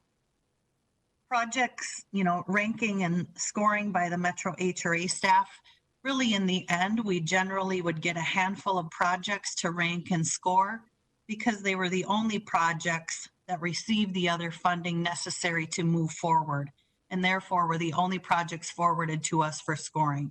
So we would, generally speaking, award all the project-based vouchers for those specific projects. Next slide, please. What I'm proposing before you today is that the council's HRA issue a request for proposals for 200 vouchers independently and in advance of Minnesota Housing's RFP process. So the process would look like this. Developers and owners would apply directly to Metro HRA for project-based vouchers. We would have a simplified application that we've used in the past under unique circumstances.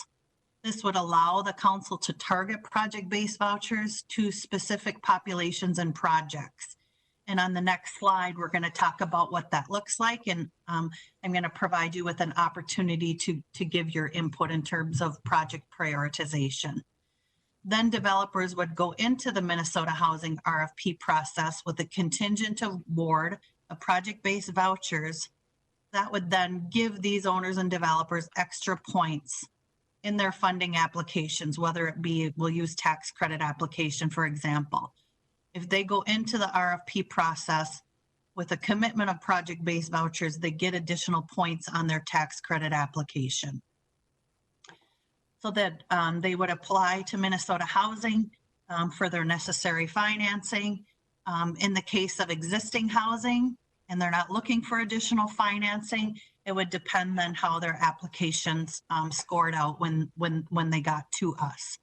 But if the developer got all their financing commitments, the PBVs would then be formally awarded through council action. And I have a timeline on the last slide, but that would be about the end of November, December, early December timeline. If the developer gets a contingent award of project-based vouchers, they go through Minnesota Housing, but they do not get their other financing.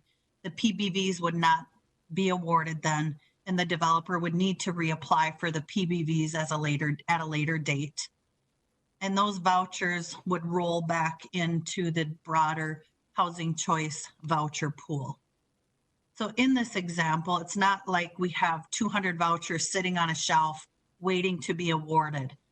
All project-based vouchers come out of turnover vouchers. So in the case of new construction, of which most of these projects will be, there will be, a 1 to 2 year time period that we are essentially committing the vouchers, but they don't go into use until the, new construction, for example, is complete. Next slide, please. So this chart here is showing you the eligibility and selection criteria that's currently outlined in the administrative plan. This chart also shows how we have historically awarded points to projects requesting project-based vouchers and what I'm proposing today for possible points. And you can see there are 4 areas where I am recommending a change in how points are offered and awarded. So what I'd like to do, Mr. Chair, if that's okay, is go through this entire chart and then pause for some discussion by committee members. Please, Terry. Okay, so the first criteria here is owner experience and really the capability of the owner to build and rehabilitate housing. Historically, we have offered 10 points. And typically when we see projects, we have project-based vouchers with several different owners, but the owners that have the support services units tend to be the mission-based ownerships and nonprofits. We typically see them year after year applying for project-based vouchers. We have had some project-based vouchers awarded to new ownership groups, and the relationship has worked out just fine. So I'm proposing that we reduce the proposed possible points there by 5. The second one is the extent to which the project furthers the goal of deconcentrating poverty and expanding housing and economic opportunities. That currently has 10 points, and I'm proposing to keep it there. Because of the Metro HRA service area, they deconcentrating poverty component seems to come naturally to the projects that we're awarding just because we operate in suburban jurisdictions. The third one is to promote projects located outside of areas of concentrated poverty. And then we have a caveat there that unless it's preservation, so if it's preserving affordability in an existing building, they can qualify for points under this category. This has for the last several years been the highest points awarded under this category at 20 points. And I'm proposing to reduce that to 15 points. And the reason I'm proposing that, I'm sort of basing that on our previous conversations about developing some investment in place strategies for projects that are located potentially in areas of concentrated poverty. And so this would give developers more of an opportunity that might be located in some of those areas of the region. The fourth one is to increase the supply and availability of affordable housing and contribute to the long-term viability of the metro area housing stock. That one used to get 5 points or currently gets 5 points. I'm proposing to keep it the same. The next one is to integrate housing and tenant services for special needs tenant and to promote partnerships that link services with affordable housing. And this is where I'm proposing to increase it. So this would then become the highest level of points as we're scoring applications for project-based vouchers. So projects that have linking supportive services to special needs populations, such as people experiencing homelessness and people living with disabilities, veterans. This would be consistent with our conversations that we've had in the council's increased role it is playing in terms of ending homelessness for Minnesotans and, in some cases, unsheltered homelessness. To integrate economic integration in housing, so to the extent that a project serves a variety of income levels or is integrated in neighborhoods that have varying income levels that used to get 10 points, I'm proposing we keep that at 10 points. To encourage the development for larger families needing 3 or more bedrooms, that has historically received 10 points. I'm proposing to keep that there. Promote linkages among housing, jobs, and transportation, and promote projects that are located along specified transportation corridors. I'm proposing to keep that at 15 points. And then the other one I'm proposing a change is the extent of community support. And included in community support is, in my mind, it includes, does the council have other funding in a project? So, for example, are there livable communities dollars in a given project? The project that we heard about in Tara's previous item in Minneapolis, it's tremendous community support for that project. So those are the types of things we're looking at there. And so I'm proposing a 5-point change in that criteria. And with that, Mr. Chair, I'm going to pause for questions and discussion about what council members think about the point changes. Really trying to, what my takeaway is today is, if you approve the issuance of an RFP, the RFP will outline the priorities and the points. So our discussion here will determine how we issue that RFP and how the points are awarded and prioritize projects. Thank you, Ms. Smith. Questions or discussion on the points? I see Councilmember Lindstrom. Thank you, Mr. Chair. Terry, correct me if I'm wrong, but my understanding is that both Minneapolis and St. Paul already do what you are proposing, that they issue the project-based vouchers ahead of time of the consolidated RFP. Is that correct? Ms. Smith. And just a follow-up also. Yeah, Mr. Chairman, Councilmember Lindstrom, they do. St. Paul has historically, off and on, offered vouchers through the consolidated process through Minnesota Housing, have done some issuing of RFPs outside of that process as well. They currently have an RFP out for project-based vouchers.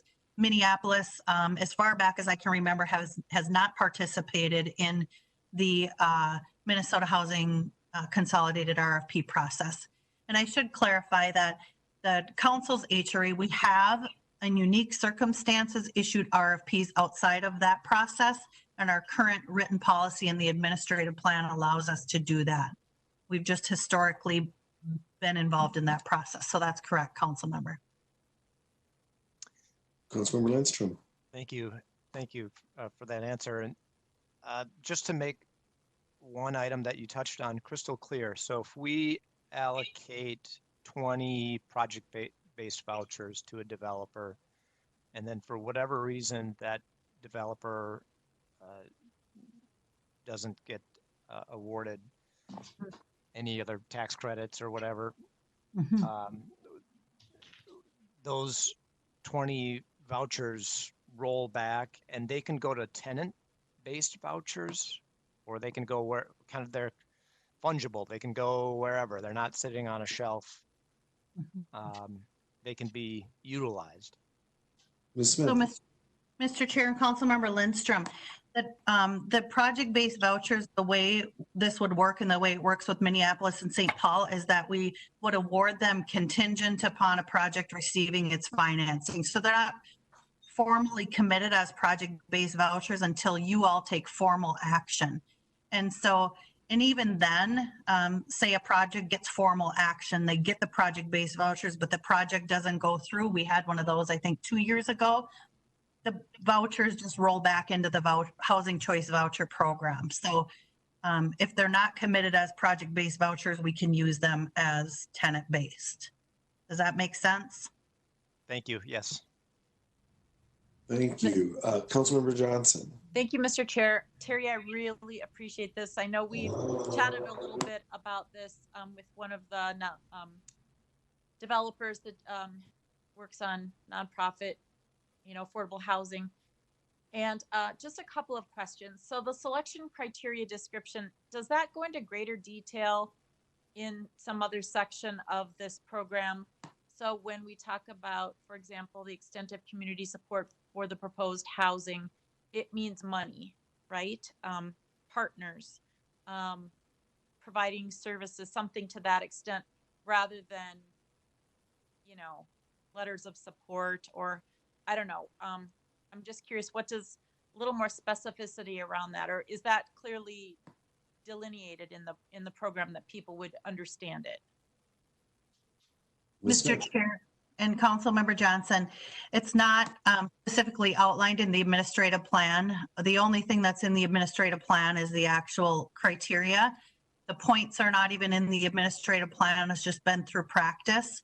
And so, what we could do, we have a guide that we generally issue with when we offer an award project-based vouchers that outlines criteria and has a little bit more detail in it. So the goal with that is to make clear to developers how they would get those points. And so most of the time, like under community support, it is money. The city's committed money.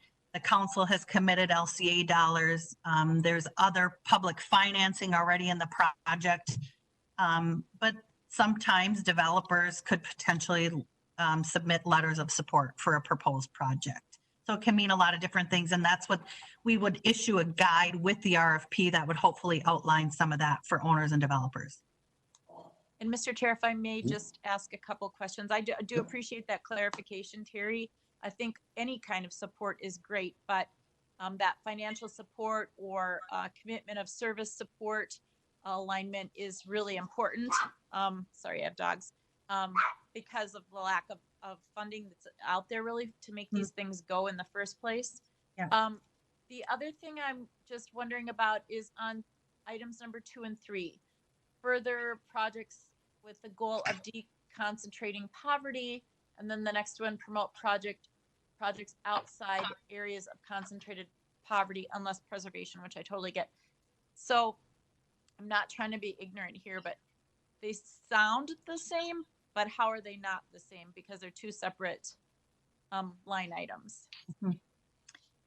Council Member Johnson, I think one of the things Lisa Barajas and I had been talking about as we're digging into this, like the one for projects located outside of areas of concentrated poverty, That's all it's looking at, is if a project is in or outside the area of concentrated poverty, unless it's preservation. The other is looking more broadly at income levels in the development. What's the poverty level of the community that the project is located in? What's the average income of the residents of the community where the project is located? So it's looking more broadly than just the area of concentrated poverty. Thank you. And again, just if you would bear with me, because there's, with the points allocated to both of those, I certainly understand the importance of that, but it does weight it to that. And so I can appreciate that. I was just trying to clarify. I really appreciate the linkage between housing and services. And you mentioned a variety of who that could be. So I think that's just great. And putting some more points there. I would say that, from having been an advocate for housing for probably over 20 years now, it's so hard to get those complexes where you can get 3 or more bedrooms so that those families have a chance at housing. If it's only a 1 or 2 bedroom, you really eliminate a lot of people with kids who are struggling and trying to get into, the school system and find stability. So I would just put my hand up and say, boy, if there's any way we could squish some points around here and there, I would really support adding more emphasis on that. For need, at least from my experience, that's the one where we're always falling short, because it's just harder to build those or get funding for those.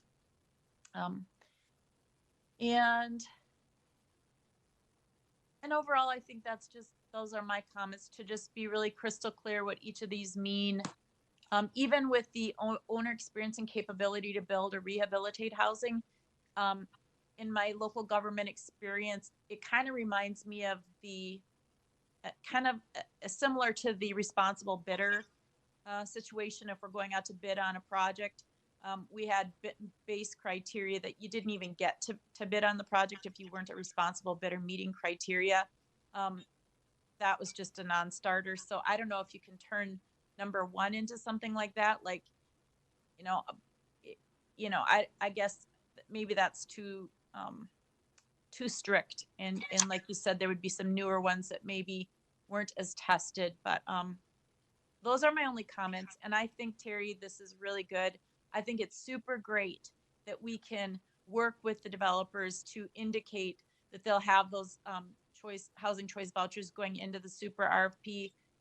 Many times they've come to me when I was in Plymouth on the HRA there, asking for vouchers, trying to secure those vouchers, because everybody knows they're trying to get their points up, and there's just not enough money to go around. So I applaud you in this effort, and I really support you as well. Thank you, Councilmember. I have in queue Councilmembers Vento and then Cummings. Councilmember Vento. Councilmember Johnson, I want you to know that my dog was responding to yours, and had I had the sound on, it would have been very noisy. Terry, this is fabulous. I'm going to ask kind of a dumb question, but I need to ask it. Is there any downside or any opposition to this kind of a change? And it's not that I'm looking for something, but are there any unintended consequences that we might want to anticipate? Councilmember Vento, I think the one thing is the reason we've partnered with Minnesota Housing for all these years is we really don't have the infrastructure in place to evaluate projects in terms of financial feasibility. We don't have underwriting staff. And so we really didn't want to be in the position of awarding a bunch of vouchers to projects that weren't going to become financially feasible. And wasting seems like a negative word. Spending staff time reviewing applications that weren't ever going to come to fruition or weren't going to get funded. And so with the idea of just doing a contingent award, so doing a simple application where they would explain what their project is, what population do they serve, the number of units, and asking the questions, providing a contingent award. And Minnesota Housing has, for the first time in many years, agreed that they would accept that contingent award.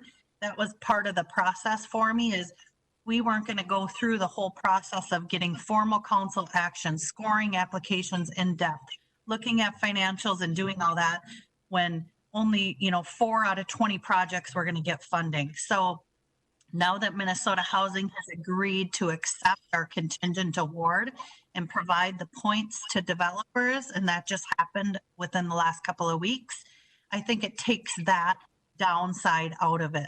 I think it's a good way for us to do it. I think the projects that are getting funded are the ones that have the support service connections and meeting the people with the highest needs. And so that's what I would say. Councilmember Bento, is that it? Thank you. Councilmember Cummings. Thank you, Mr. Chair. I like this a lot. The rescoring seems to me to make a great deal of sense. It seems that it gives the council a louder voice in funding projects perhaps that reflect our priorities that we have discussed. And I really like that aspect of it. A couple of questions that come to mind are, so if a developer comes and says, we want to do this project and we are hoping for 50 project-based vouchers, then the council reviews and scores and so forth, and then comes back with well, we can give you 8 and hold off on the rest of them for other projects. That's one question, if you can clarify for that. And do you think that this will then help speed up the process of getting more new affordable projects built? And how many, if we change to this type of scoring and project-based vouchers, are you going to be inundated with requests immediately, I would guess? So anyway, those are just some of my questions. Mr. Chair, Councilmember Cummings, the demand is great for project-based vouchers. We will get lots of applications in a short period of time because developers, for several years in some cases have been wanting us to do this. And there are so many logistical pieces. We hadn't agreed to it prior to now. And I know we still haven't agreed because you all haven't voted on it. But so the demand will be great. It will depend on how projects score out. There have been years where we have said, we can't give you 50, but we can give you 10 or something like that. I mean, I know there's a particular developer that wants 126 right off the bat. And whether that will happen or not, it'll depend on who else applies for the project-based vouchers and how they score out, according to this criteria. I've been talking with Tara Beard and about how we can coordinate better in future years with LHIA funding and having similar scoring criteria and priority. So we'll be digging in with you later on that. But we will have a high demand of projects, but I think we're going to have a simple enough application that we will be able to do these preliminary scores and developers will go in and get the points. So I think what will happen is these projects will score better than they have in the past without the prior award of project-based vouchers. In terms of the timing, maybe a development would get their, for example, tax credit funding this year instead of waiting next year or the year after. Some projects go in 3, 4, 5 times before they get their tax credits. So in terms of speeding it up, that may speed it up for a project. The process overall, I'm not sure it'll speed up the process overall. Okay, can I follow up? So if there are several projects that score relatively the same high score that you would look at awarding these to, would it be the goal then to separate them out according to geography, or would it just be dependent on where they are, or how do you see the distribution if they, because I'm sure you will be inundated.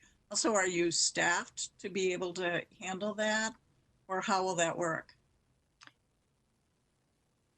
Mr. Chair and Council Member, I think we can handle the scoring because it's just part of what we'll have to do to make this work with our current staffing level. And if we get more requests than we have vouchers, then we'll have to look very carefully at how the points are laid out. I think there could be a case where if we get requests for 300 vouchers and we only initially said we were going to award 200, maybe we could increase the number that we're going to preliminarily award. Maybe, we'll have to look carefully at the point structure, but I think we gotta, because this is all brand new, I think we have to wait and see what we get and work through it. And the unfortunate part is timing is of the essence because applications are due to Minnesota Housing July 16th.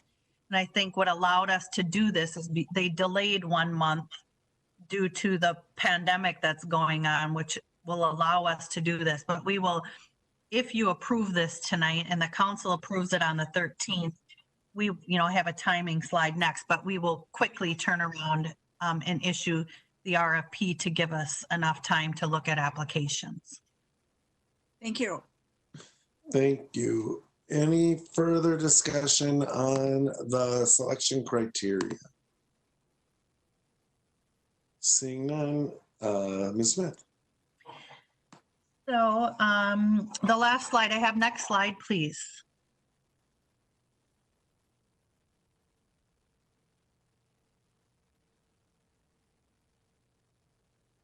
So if you were to approve this, we would, formal council action would be May 13th. We would then turn around and issue an RFP pretty quickly for project-based vouchers.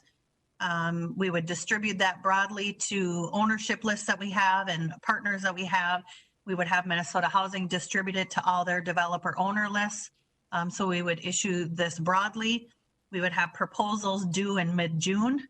And then we'd have about 2 weeks to score applications to award preliminarily by late June. And then the preliminary awards would not require council action. We would just essentially be giving a letter of guarantee to the owner that essentially says the Metro HRA commits vouchers if you get your funding necessary in the 2020 funding round. Then Minnesota Housing makes their decisions on who gets their funding and which projects are going to go forward and become financially feasible. At that point, we would see which projects will get their funding to come to fruition, and we would come back for formal action to formally award the project-based vouchers at that time in late November, early December. And that would be the time frame. That is my last slide, but before I go through the proposed action, but Mr. Chair, I wonder if I can ask a clarification. Please. I think Councilmember Johnson made a really good point on the similarities between criteria number 2 and 3.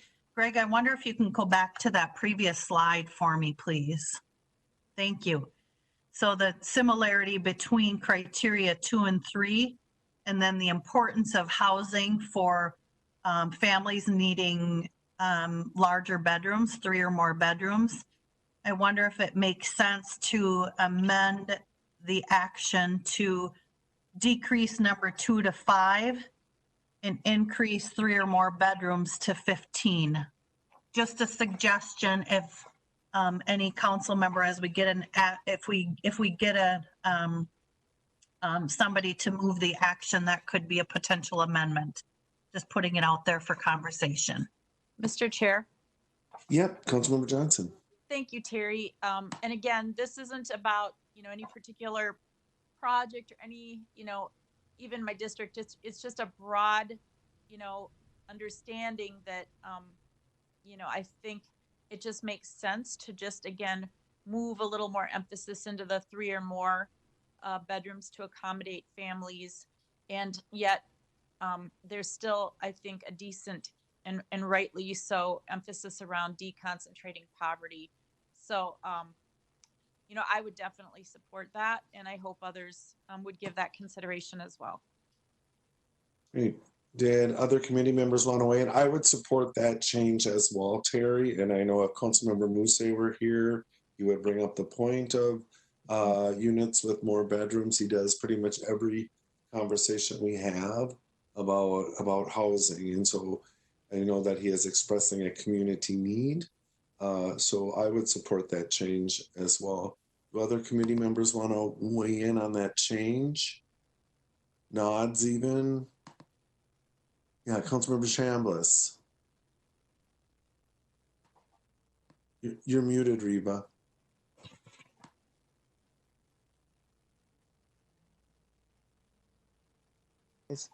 So I just wanted to clarify what we could be potentially changing. If you could put that slide back up.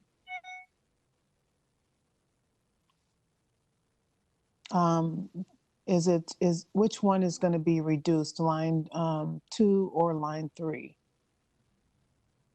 Line 2, I'm thinking, from 10 to 5. Sorry. Mr. Chair and Councilmember Chambliss, yes, line 2 would be reduced to 5, and line 1, 2, 3, 4, 5, 6, 7 would be increased to 15. Okay, so then if you reduce line 2 and you're reducing line 3, what is that doing related to the goals of concentrated poverty? It's like giving. I think it's a little bit of an imbalance to me because you've already reduced line 3 5 points. Ms. Smith. So, Mr. Chair and Councilmember Chambliss, projects. The impact would be projects that are located in areas of concentrated poverty would score higher. And so it increases the likelihood that we would be awarding project-based vouchers in some way, shape, or form concentrated areas of poverty. So in areas that have higher poverty concentrations, that's what this change would be doing. Okay, so the points would be lower based on expanding housing opportunities. The points are already proposed to be lower for promoting projects located outside of areas of concentrated poverty. So that one I could see where it opens up more opportunity, but for line 2, reducing that would be balanced by supporting larger families, because larger families needing 3 or more bedrooms. Should we amend that to supporting development of housing for larger low-income families? Mr. Chair and Councilmember Chambliss, the line number 7 already gets at increasing priority. So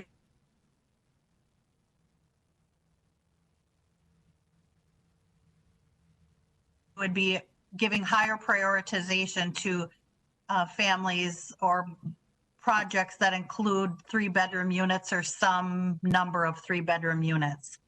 I'll use the line 3 as an example. Under the current structure, if a project is located outside of an ACP, it gets 20 points. Under the new structure, if a project is located outside of an ACP, it gets 15 points, so it gets less points, right? So if it's located in an ACP, the penalty isn't as great. Do you see what I mean? Because if it's in an ACP under the current structure, they'll get 0. If it's located in an ACP, they'll still get 0 here, but if they have support services, they can get the points under that eligibility selection criteria. I don't know if that helps at all. Councilmember Chambliss? Yes, it does. Thank you. Well, thank you. I feel like I had someone in queue. Am I missing somebody here? Councilmember Wolf, then Councilmember Lindstrom. Thank you, Mr. Chair. I have a question for staff on whether we've had any application for larger bedroom sizes that didn't make the cut for points? I mean, because that's the only unit size that gets extra points, and I want to find out has 10 points made not made enough difference at any time in the past? Ms. Smith. Mr. Chair and Councilmember Wolf, because of our system in the past, we're getting so few project-based voucher applications that come through because we're only getting the ones that are funded. Historically, we've awarded them all. So there hasn't been this stiff competition. I will say, you know, the points have varied. In many cases, there's only a portion of units that could 3 bedrooms. So if 10% of the units in one building have 3 bedrooms and only 5% in another, you see how the points can vary. But this really hasn't come, the selection criteria and the point structure hasn't been as important in the past because they've essentially all got project-based vouchers that requested them because they're coming through that Minnesota housing process. Okay. Oh, thank you. Councilmember Lindstrom. Quick question. Are all of these points all or nothing in the various categories, or do you award partial points? Ms. Smith. Mr. Chair and Councilmember Lindstrom, we've historically awarded partial points. So if a project has a limited number of 3 bedrooms, but you know, the example of 3 bedrooms, 5% per, or 10% of the units, the project that has 10% 3-bedroom units would get more points than the project that only has 5% 3-bedroom units. So we look at those types of things. Quick follow-up, Mr. Chair. The exception there is areas of concentrated poverty. You're either in or you're out. Smith. Mr. Chair, Councilmember Lindstrom, that's correct. Thank you. Well, council members, any further questions? I don't see anyone requesting the floor. So now, Ms. Smith, you're looking for a motion, correct? To approve the issuance of a request for proposal to offer an award up to 200 project-based vouchers according to the selection criteria. So the question would be, do we want to do it with the change, correct? Or line 2 would go to 5 points and line 7 would increase to 15. Is there a committee member that would like to make that motion? Mr. Chair. Mr. Chair, oh, go ahead. Councilwoman Johnson. Councilman, I'll make the motion with those changes. Is there a second? Vento will second. Thank you. Any further any discussion on the motion? Discussion. I don't want to miss anyone because it's harder when the screen shrinks. So I'm not seeing any. Thank you. Thanks, Greg. I'm not seeing any discussion. So Michelle, would you please call the roll on the motion? Yes, Chair. Atlas Ingebrigtsen. Linnea had to leave. She texted. Okay. Thank you. Chambliss. Cummings. Aye. Johnson. Aye. Lee. Aye. Lindstrom. Aye. Vento. Aye. Wolf. Lilligren. Aye. Thank you. Thank you. That item carries. Committee members, there's one final info item. It is something that staff is seeking some input from us. It should be maybe 10 minutes of staff presentation. Our council members up to it. I know this meeting's getting a little long, but this is something they're looking for our feedback and on and some guidance. Are folks up for it? Yes. Nods? Yep. Okay. Great. We will go into our information item. It's a discussion of 2021 to 2030 affordable and life cycle housing goals for the Livable Communities Act re-enrollment. Ms. Beard. Good evening again, Chair. I assume you can still hear me? Yes, we can. Great. I will go through this fairly quickly. A lot of this is repetitive. If you recall, we had a conversation in February where we talked about some focus groups and some conversation around affordable housing goals for re-enrollment for Livable Communities Act. So most of this is familiar, but before we can begin communicating with cities about what their goal number, we are proposing their goal number to be, we do need to make sure that this committee is comfortable with that methodology. Next slide, please, Greg. So today's discussion is to quickly overview of the re-enrollment process and remind council members of some baseline principles and why those are in place for determining the affordable and life cycle housing goals, remind you of the input we've received and tell you about some new input we've received, give you our recommendation for how to determine 2021 and 2030 affordable and life cycle housing goals, and then get your feedback and discussion to inform next steps. Next slide, please. As you recall, there are 3 requirements for LCA participation, core requirements. The first is to adopt affordable and life cycle housing goals, and that is the reason re-enrollment is necessary at this time. All of the 96 participating communities you see on the map before you have affordable housing goals adopted that will expire at the end of this year. And so by November 15th of this year, folks need to adopt new 2021 to 2030 affordable and life cycle housing goals to be eligible for LCA participation in 2021. Next slide, please. The re-enrollment process is, oh, sorry, I guess I sort of described this slide with the map slide, so I think we can keep going. Next slide, please. It's important to understand the baseline principles for goal determination because there can often be discomfort from communities that feel like using the same methodology for an affordable housing goal doesn't take into account a community's unique characteristics, challenges, and opportunities. We put out a survey to LCA participants and eligible cities a few weeks ago to get further input, and I noticed a lot of comments that felt like there should be a different methodology permitted for different cities with affordable housing goals, and that's really challenging on a lot of levels. But primarily what we heard from communities were that were uncomfortable with using the same methodology.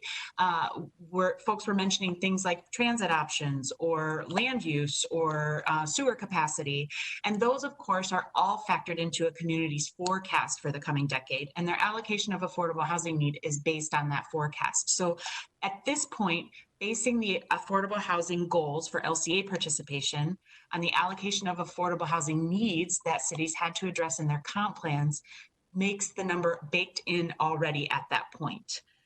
So it's really important for consistency and fairness that goals be determined in a similar way, but the uniqueness of communities has already been determined. Next slide, please.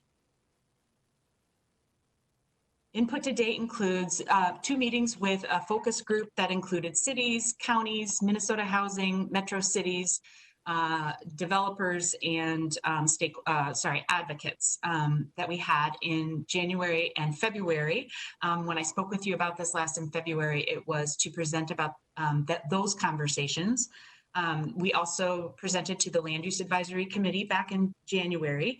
And as you recall, our conversation in February, you guys asked me to broaden some outreach and get additional input. And so we were planning some in-person meetings out and about in the region for March and April, but of course those were not possible. And so that led to the development of a survey that allowed us to get input from over 50 communities, in addition to those that we had already discussed in the focus groups or through other communication. Next slide, please. So what we really needed input on was this sort of spectrum where on one end the goal equals the need. The affordable housing goal for a community would equal their allocation of affordable housing need for the coming decade. And that, you know, the primary arguments there are that the need is the need. It's a forecasted need, and we should honor that and address that. And there is no penalty if you don't meet your affordable housing goals. And so let's call that out. There is another end of the spectrum of opinions that feels like the goal is an opportunity to delve more specifically into the available tools to develop affordable housing and reflect that cities alone cannot solve all their meet all of their affordable housing needs. And so most of the conversation and where we needed input was in these two ends of the spectrum and sort of all the opinions that fall in between. Next slide, please. So you're familiar with the outreach we did in January and February. Now I want to update you on the survey results we got following up with additional communities. So first, let's talk about who responded and whether or not they intend to re-enroll. We got 56 individual responses from 50 cities, 7 counties, and 14 council districts.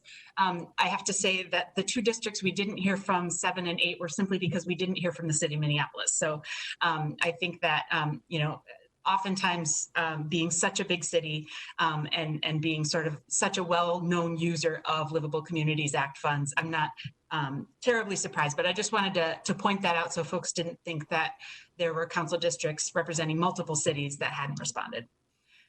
In the survey, 84% of respondents said that they expect to re-enroll in livable communities for the coming decade, and 16% of respondents were undecided about re-enrollment. Next slide, please. So the survey results, or the survey also asked the question about every jurisdiction's LCA affordable housing goal and whether it should be determined using a consistent methodology that's easy to understand and explain. 88% somewhat or strongly agreed with this statement, and 12% somewhat or strongly disagreed. This is where we got the feedback that folks, you know, were still interested in maybe a goal negotiation process that was unique to each community. So I just want to reiterate that the staff capacity to do that and sort of the kind of domino effect of communities being concerned or upset about how other communities' goals were negotiated could really undermine the entire process, and I think cause a lot more discomfort than simply having one methodology that may make every community kind of need to stretch a little bit. Next slide, please. The survey also asked folks to rank how strongly the following ideas should be weighed in determining LSA affordable housing goals. So this is reflecting that 44% of respondents thought that affordable housing funding availability should be the highest weighted factor. 34% thought the forecasted need for additional units should be the highest weighted factor. 16% thought the use of local tools and funding and policies should be the highest weighted factor, and 6% thought that creative or innovative local efforts should be the deciding factor or the most impactful factor. The last survey result I want to share with you was a slider that asked folks to say which side of the slider that best aligned with their perspective on how goals should be negotiated. And one end of the slider, maybe representing number 1, was aspirational. The other end of the slider, which was number 10, was realistic. And so this kind of shows you we had the average response was a little over 6. So not ignoring aspirations, but certainly favoring realistic. And you can see that a lot of that weight came from a score of 8, which was the most common response on that slider. Next response, or sorry, next slide. So that brings us to our recommendation on how to determine affordable and life cycle housing goals. We are recommending that we utilize a range that considers both funding availability and considers the need. And that's actually exactly how the goals were determined for the past decade. And so I think I mentioned to you back in February, though of course you may not recall, that I worked closely with Minnesota Housing to talk about forecasted funding and our best kind of estimates for how much of the need could be met if we continued with funding similar to what we have had in the past years. And that number came out to about 45%. So our best estimates for funding availability are that 45% of the coming decade's need for affordable housing could be met using current estimates for cost per unit. So we had a lot of conversation with folks, and it really felt like people wanted to acknowledge that there are a couple sources of funding out there that aren't captured in calculations that we did with Minnesota Housing to determine that 45% number. And there was also a lot of, feelings that cities should try a little harder than just what funding availability is to kind of provide some aspiration. And so in addressing that, the recommendation is a range that starts at 55% of cities' allocation of affordable housing needs. So it's less than 10 years ago when the affordable housing funding availability was estimated at being able to meet 65% of the need. But we also didn't keep very few communities actually met their affordable housing goal in the last decade, in the last 8 years. And we're trying to use an accurate number, not necessarily a hopeful one. But we do think that adding 10% for the ways that cities can be innovative and try new things, and the few sources of funding that are quite captured in our estimates for Minnesota housing would lead to a goal range that started at 65% of a community's need. And so that would make a community with an allocation of affordable housing need of 100 units have an affordable housing goal of 55 units, or 55% of those 100 units up to the need, which is 100 units. So that kind of allows advocates of both ends of the opinion spectrum to kind of see what is most important to them. It's an acknowledgement of the limitations of funding and the fact that cities can't do it alone. And it also keeps that need number, which we all should be striving for and addressing at the forefront as well. So that's where that staff recommendation comes from. Next slide. Please. What about those life cycle goals? They're in there too, they matter. We talked about this also. The life cycle goals are a lot less controversial and require kind of a lot less conversation. They really were a lot more relevant in the 1990s when the LCA was adopted and had to do with trying to incentivize multifamily housing. Last decade, we calculated life cycle goals as the amount of land available for multifamily housing times the maximum density allowed in those land uses. So that led to really high, like the absolute most possible high number of multifamily units that could be calculated. Again, there's no penalty for not meeting life cycle goals, but we'd like to be more accurate in the ways that we track and talk about multifamily housing. So we're proposing that life cycle goals are the number of acres expected to develop in the decade as multifamily times the median density of that land. And so that's our recommendation for determining life cycle housing goals. Next slide, please. So the next steps, again, communities need to adopt with a public hearing affordable housing goals for the coming decade to be able to participate in livable communities next year. And so staff really needs to know that the Community Development Committee is comfortable with the recommended methodology and approach before sending letters out to cities. I've communicated to cities and in the we do want a consistent methodology, but that when we send the letter describing how the methodology was determined and what their actual goal ends up being is something we will continue to communicate in if they have concerns.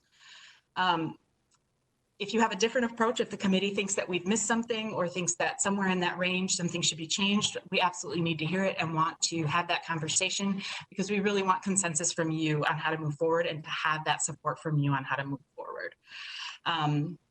As for our process, for all the communities that adopt affordable and life cycle housing goals by November 15th of this year, we will also hold a public hearing and have a meeting where we adopt those goals for the next decade as well as a part of a mass re-enrollment for the program. I do want to acknowledge, I meant to say at the beginning, I know you received a letter this morning from Patty Nauman of Metro Cities. If she's hung on, she's also here to speak to this process. They've been an invaluable partner in getting input and providing perspective. But that will end my presentation and I'm happy to answer questions. Thanks, Ms. Beard. Ms. Nauman still appears. And so I wonder, since she's hung on this long, if we would give you just a minute or so here. Ms. Nauman, thanks for being here. Thank you. Thank you, Mr. Chair. And I apologize, I'm just going to turn, I'm also watching the House Property Tax Division. So everybody's meeting tonight, so you're in good company there. So thank you very much. I will be very brief. First, I just want to say thank you very much to Tara Beard for her work with Metro Cities, and that's ongoing. Of course, we will, we're partners with you in this work, but she's been very helpful and very communicative with Metro Cities as this process has been developed, and certainly as she has taken over being the Livable Communities Program Manager. So thank you very much to Tara for her work with Metro Cities. I just want to briefly comment today, and I did provide a letter to you, and I know this is an ongoing conversation and discussion, but Metro Cities, I've been around long enough that I remember the last process for the negotiation of these goals 10 years ago. And what I just want to say is that, first of all, Metro Cities does very strongly support the Livable Communities program. We have been a very consistent, strong supporter of that program. Cities across the metropolitan area are participants in it, and we have sought to express their positions with respect to that program. And at the core, what we support is having a program and its criteria that is flexible and adequate to serve a range of objectives under state statute, and that is really accessible to participating communities. The issue of affordable housing is an important one in the Livable Communities programs. It is certainly not the only objective, but certainly it's a core objective. And cities across the metro area that do participate in the Livable Communities program are committed to trying to do their part to provide it.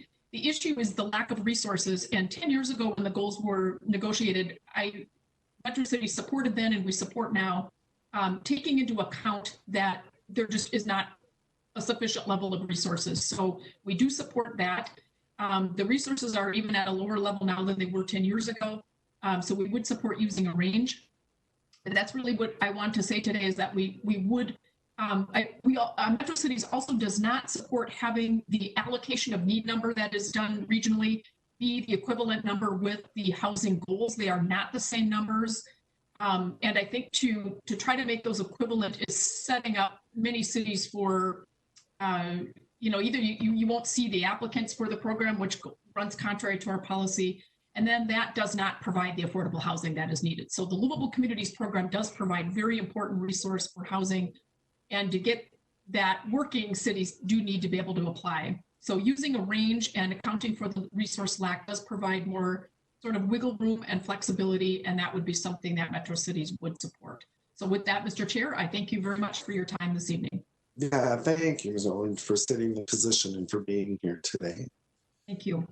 And Tara, you were finished with your presentation, correct? I was, and it's unique that I don't need a formal, I don't have a formal proposal for you to adopt, but again, I need something of a proxy for that. Bill that Representative Petersburg authored, the extension of the fixing greater Minnesota. To reach out to communities with a consistent goal methodology. Thanks. And so, Ms. Beard, I know that you want feedback on our preferred approach. So should we just open that up for discussion? Would that be most useful to you? It would. I apologize for sort of the ambivalence of the process. It's almost like I'm asking for a vote, but it's not a vote. Sure. So perhaps, can we just go through committee members and people speak up? We'll start with Councilmember Johnson. Thanks for stepping up. Thank you, Mr. Chair, and thank you, Ms. Beard. You are doing a phenomenal job, and I really appreciate just how organized and crisp and clear, and the engagement that you did, even though it was cut short because of the pandemic. I also want to thank Ms. Nauman, because having been a member of Metro Cities and on the board, I know that cities are very committed to affordable housing, but I also appreciate the points that were made by her on behalf of her group, just because, in the past, and we want to make sure people feel incented and aspirational, but there's always that nagging, well, can we really get it done? And how do we, guide and zone for land when you do high density and then nothing guarantees that it'll be affordable? In fact, we've seen the sweeping across the region of high density, ultra luxury units coming in. And, I just know too that you want to be able to participate, but the points that I think Metro Cities is making are real and valid. But I would also say to Tara's points, we've got to be, have a basis where it's fair, or, we're not negotiating our way through. So, I just want to really reflect that, I'm leaning in, understanding a lot of what Metro Cities is saying in this. We want to keep cities at the table. And then I guess my question would be for Ms. Beard. So of the 84% that expect to re-enroll, 16% were undecided. Do we know why some of them are undecided? Do we know some that said, nope, we're out, we're not doing this, or maybe even Ms. Nauman knows that? And then are there any new cities that are coming on board that have not yet? I know in my district, I think maybe it was Corcoran at one time had said maybe we should do it. So can anybody answer that question for me? Ms. Beard? Thank you, Mr. Chair. Councilmember Johnson. Yes, I will offer that the survey did include the option of saying no, we are not considering re-enrolling, and no one selected no.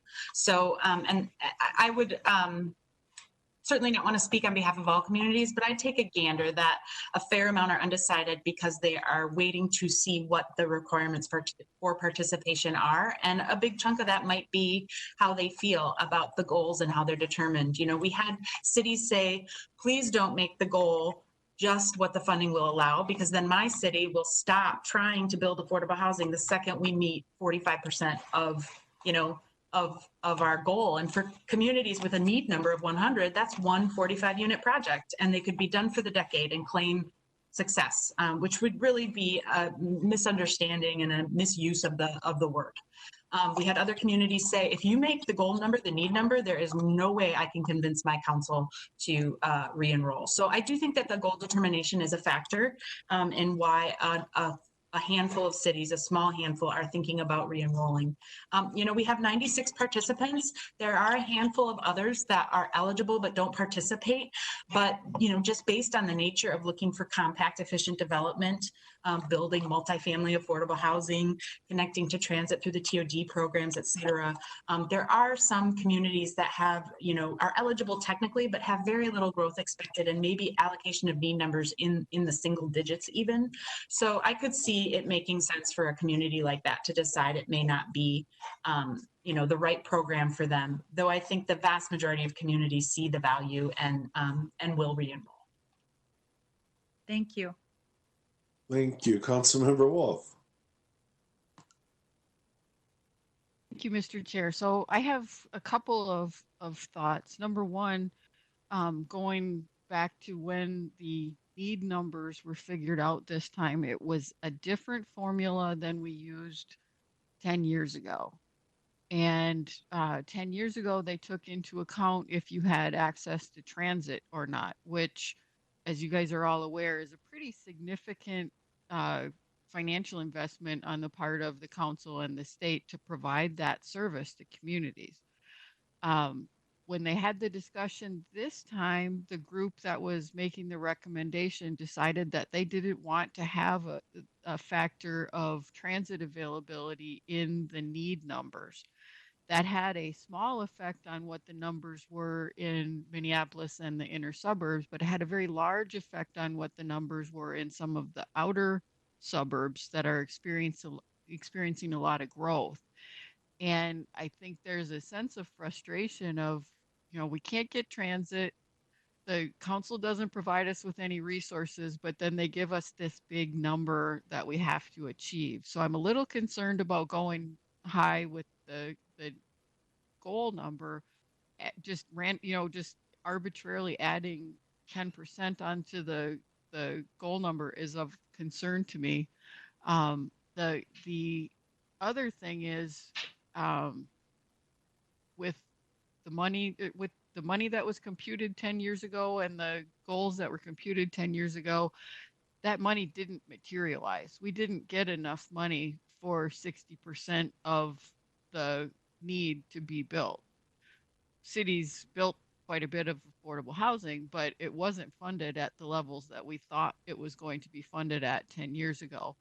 I guess I would prefer to see us go with the same approach that we did 10 years ago and be honest about what the funding is and go with a goal number that is equivalent to the funding. I could be talked into going 5% above that, but I really have a hard time with adding on 10%.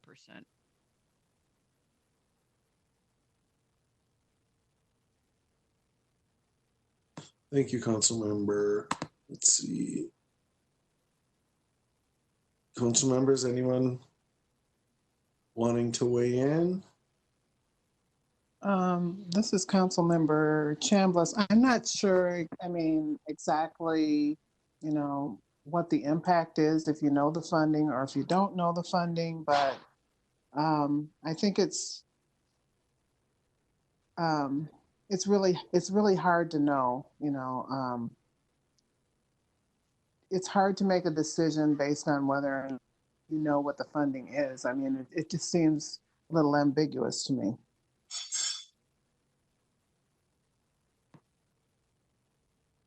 Mr. Chair. Councilmember Johnson. I think I'll give you this example. My last affordable housing project when I was on the council in Plymouth that we voted on, I think maybe it was 2 years ago already. It was a difficult project because it had to be rezoned and re-guided, which takes an extra effort, and there just wasn't money yet. And we had Beacon Interfaith doing it, who are very exceptional at doing it. And we've got the political will through, but to this day, it's still not, you know, breaking ground because they're still trying to put the money in the vouchers and everything together. That's just an example. And I know these are all over the metro area. So I think the challenge for cities is that they do the guiding and the zoning. They've got the language that we require for the tools on affordability. They are working hard to get whatever they can. They're working with, you know, federal, state, local money, private foundations, the fundraisers, the bake sales, you name it. And I think maybe this is to Councilmember Wolf's point, is just, you know, so many times projects we were working on were just on life support too, because the funding cycles weren't matching. And, you know, I think there just can be a mentality out there on behalf of cities who are busting their, you know, what's trying to get it done, but the goal is so high, and you know, you're just constantly spinning, trying to find and cobble together the money. And so I think it's that tension between wanting to be aspirational, but not setting that goal so high that you also just feel like you'll never get there. And it takes sometimes various councils, like elections happen too, in between waiting for, I'm not even saying waiting, aggressively pursuing funding. So I might be wrong, but that's the experience I've had. And y'all know I am a big affordable housing advocate, but there are communities out there that are like, man, the goal is just so high, and you don't want them to fall off the plate either. You want them to stay at bat and keep trying. So I think Councilmember it's more of Johnson, an art than a science. can I ask you this, Councilmember Johnson? So Councilmember Wolf weighed in. She, you know, thought that there could be something that goes beyond the constraints of the expected available funding. She thought 10% was a lot. She thought maybe 5% was something she could live with. Can you weigh in on that scale, maybe? Boy, thank you, Mr. Chair. Councilmember Wolf has that piece of it, much more experience than I do, but I would agree with her intent there. I don't think it's a huge number that's going to throw anything off, but I think what it does is start to recognize what Metro Cities is bringing forward too, is just trying to keep cities at the table and not make it so high that you, even at your best effort, you just can't get there. So I would support Councilmember Wolf with where she's going based on my experience, and I know her expertise on the council side of things. Thanks. And Ms. Beard, can I ask you, is this a question that's useful to hear you, for you to hear us discuss? It is. I definitely want to give cities a couple of months to get their ducks in a row for their public hearings and their adoption process. And so I'm watching that November 15th deadline. And so it is really helpful to know specifically kind of where the consensus of the committee is around determining goals. I will add that in the last decade, the estimate for available funding was at 65%. And so I think some of the conversation folks had, and it wasn't brought up by me, it was brought up by a city to kind of add these sort of this innovation percentage, I think was almost a discomfort with facing the fact that we actually have, even in our best projections, a lot less funding available than we will need. We also have had a couple of banner years, and to Councilmember Chambliss, banner years, I should say, in terms of funding made available by the state for affordable housing. But to Councilmember Chambliss's point, we don't know the future, and this isn't meant to be exact numbers. It's meant to be based on the best data we have, but still somewhat symbolic about our intentions and our hopes and our goals. And I think the word goal inherently has some bit of aspiration to it.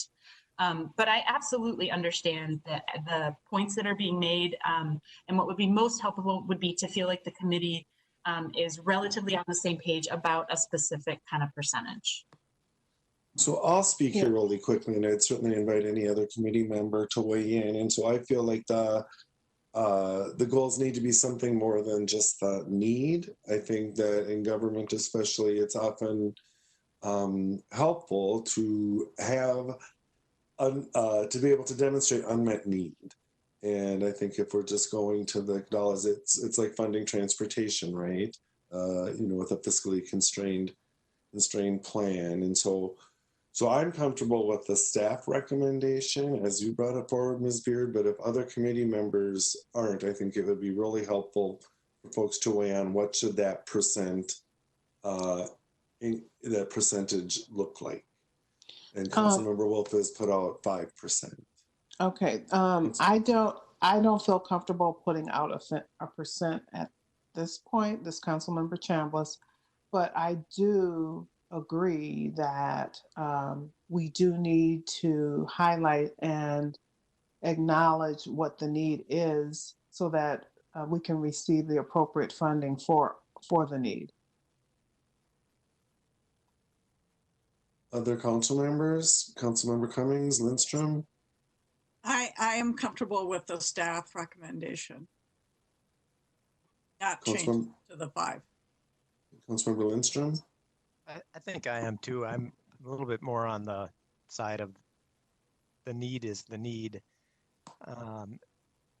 And overall support the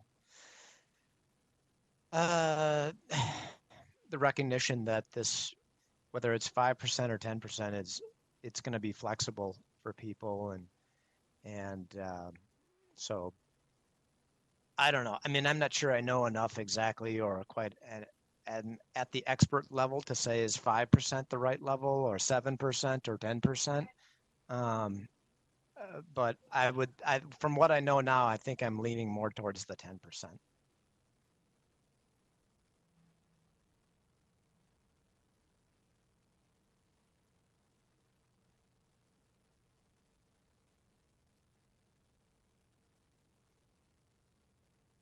Oops, I'm sorry, but Councilmember Bento. Mr. Chair, I agree with Councilmember Lindstrom. This is a tough one because it just feels so fluid right now. So I'm comfortable with 10%. Cool. That's every committee member, Ms. Beard, that's present that weighed in. So is that giving you a sense? I will say that this committee might not be representative of the whole council. My guess is this debate would be dynamic if we had the whole council here as well. I don't know that we're going to get to unanimity on any number, but you're hearing an acceptance of some increased number, some aspirational goal, somewhere between 5 and 10%, with support for the 10% with the committee members who are present right now. Mr. Chair, thank you. That is very helpful. I do get a sense, and I know it's hard to ask for anything more specific than that. I'll be frank, my kind of worst nightmare is that cities begin to approach council members and ask you all to reach out and ask for individual negotiation processes. That would just be frankly a disaster. So while I absolutely understand that this isn't any kind of formal commitment, and we will work really hard to continue to listen, I'm hopeful for council members' support in the process and for the Community Development Committee's support, advocacy amongst the greater council for the process, if I may be so bold. No, thank you for asking that. I think, we'll have the robust conversation, but it will be, Councilmember Wolf. Thank you, Mr. Chair. And 10 years ago, I believe Minneapolis and St. Paul asked for their goal to be the need number And the council went with that. And to me, if a city wants a bigger number, just give them the bigger number. I wouldn't be in the position to negotiate for a smaller number, but if somebody just says, give me a bigger number, this is the number we want, give them the bigger number. It's just a number on a spreadsheet. It's not that to me, if that's for a bigger number, that's not a negotiation. That's just okay, check the box, you got a bigger number. And I'm guessing, Ms. Beard, and you can confirm, or if I'm wrong, that you're not as concerned about communities that would want to increase their number voluntarily. You're concerned about negotiating downward, correct? Right. You know, I think where there is still, where I'm hearing there is still some difference of opinion, both out in the community and possibly among committee members, is that low number and how to set the low end of the range. I think that's fairly said, Tara. Is there any, I know that it wasn't a crystal clear resolution here, Tara, but are you getting what you need from us? Is there anything else you need? Nope, I think this will, and you know, certainly willing to have any follow-up conversations if folks want to ask any more specific questions. We do need to get letters out to community soon, perhaps a sort of heads up to council members about with a draft what that letter looks like could be provided to you with kind of one last chance to have a conversation and point out any huge red flags so that hopefully we're all on the same page before those letters go out. So maybe that is a next step. I think that would be a great idea. Mr. Chair. Yeah, Councilmember Johnson. Thank you. I just want to say too, the beauty in this is that our intentions are all the same, right? We all want the best outcomes. And so even when there's different points of view, I love the fact that the intentions are all really great. I guess I'm just thankful to be on this committee of people who are all leaning into the goals and just trying to come up with the best way to get there. So, and I, again, thank you, Tara, for all your hard work on this. Really appreciate it. Great. Anything else, committee members? Director Barajas, do you have anything for us today? No, not today. You've given us quite a bit. Thank you so much. I appreciate your time and your input. Thanks. Cool. So, Michelle, do you have anything for us? No, I do not, Chair Lilligren. Great. Well, then, seeing no further business before this committee, we are adjourned. Well done.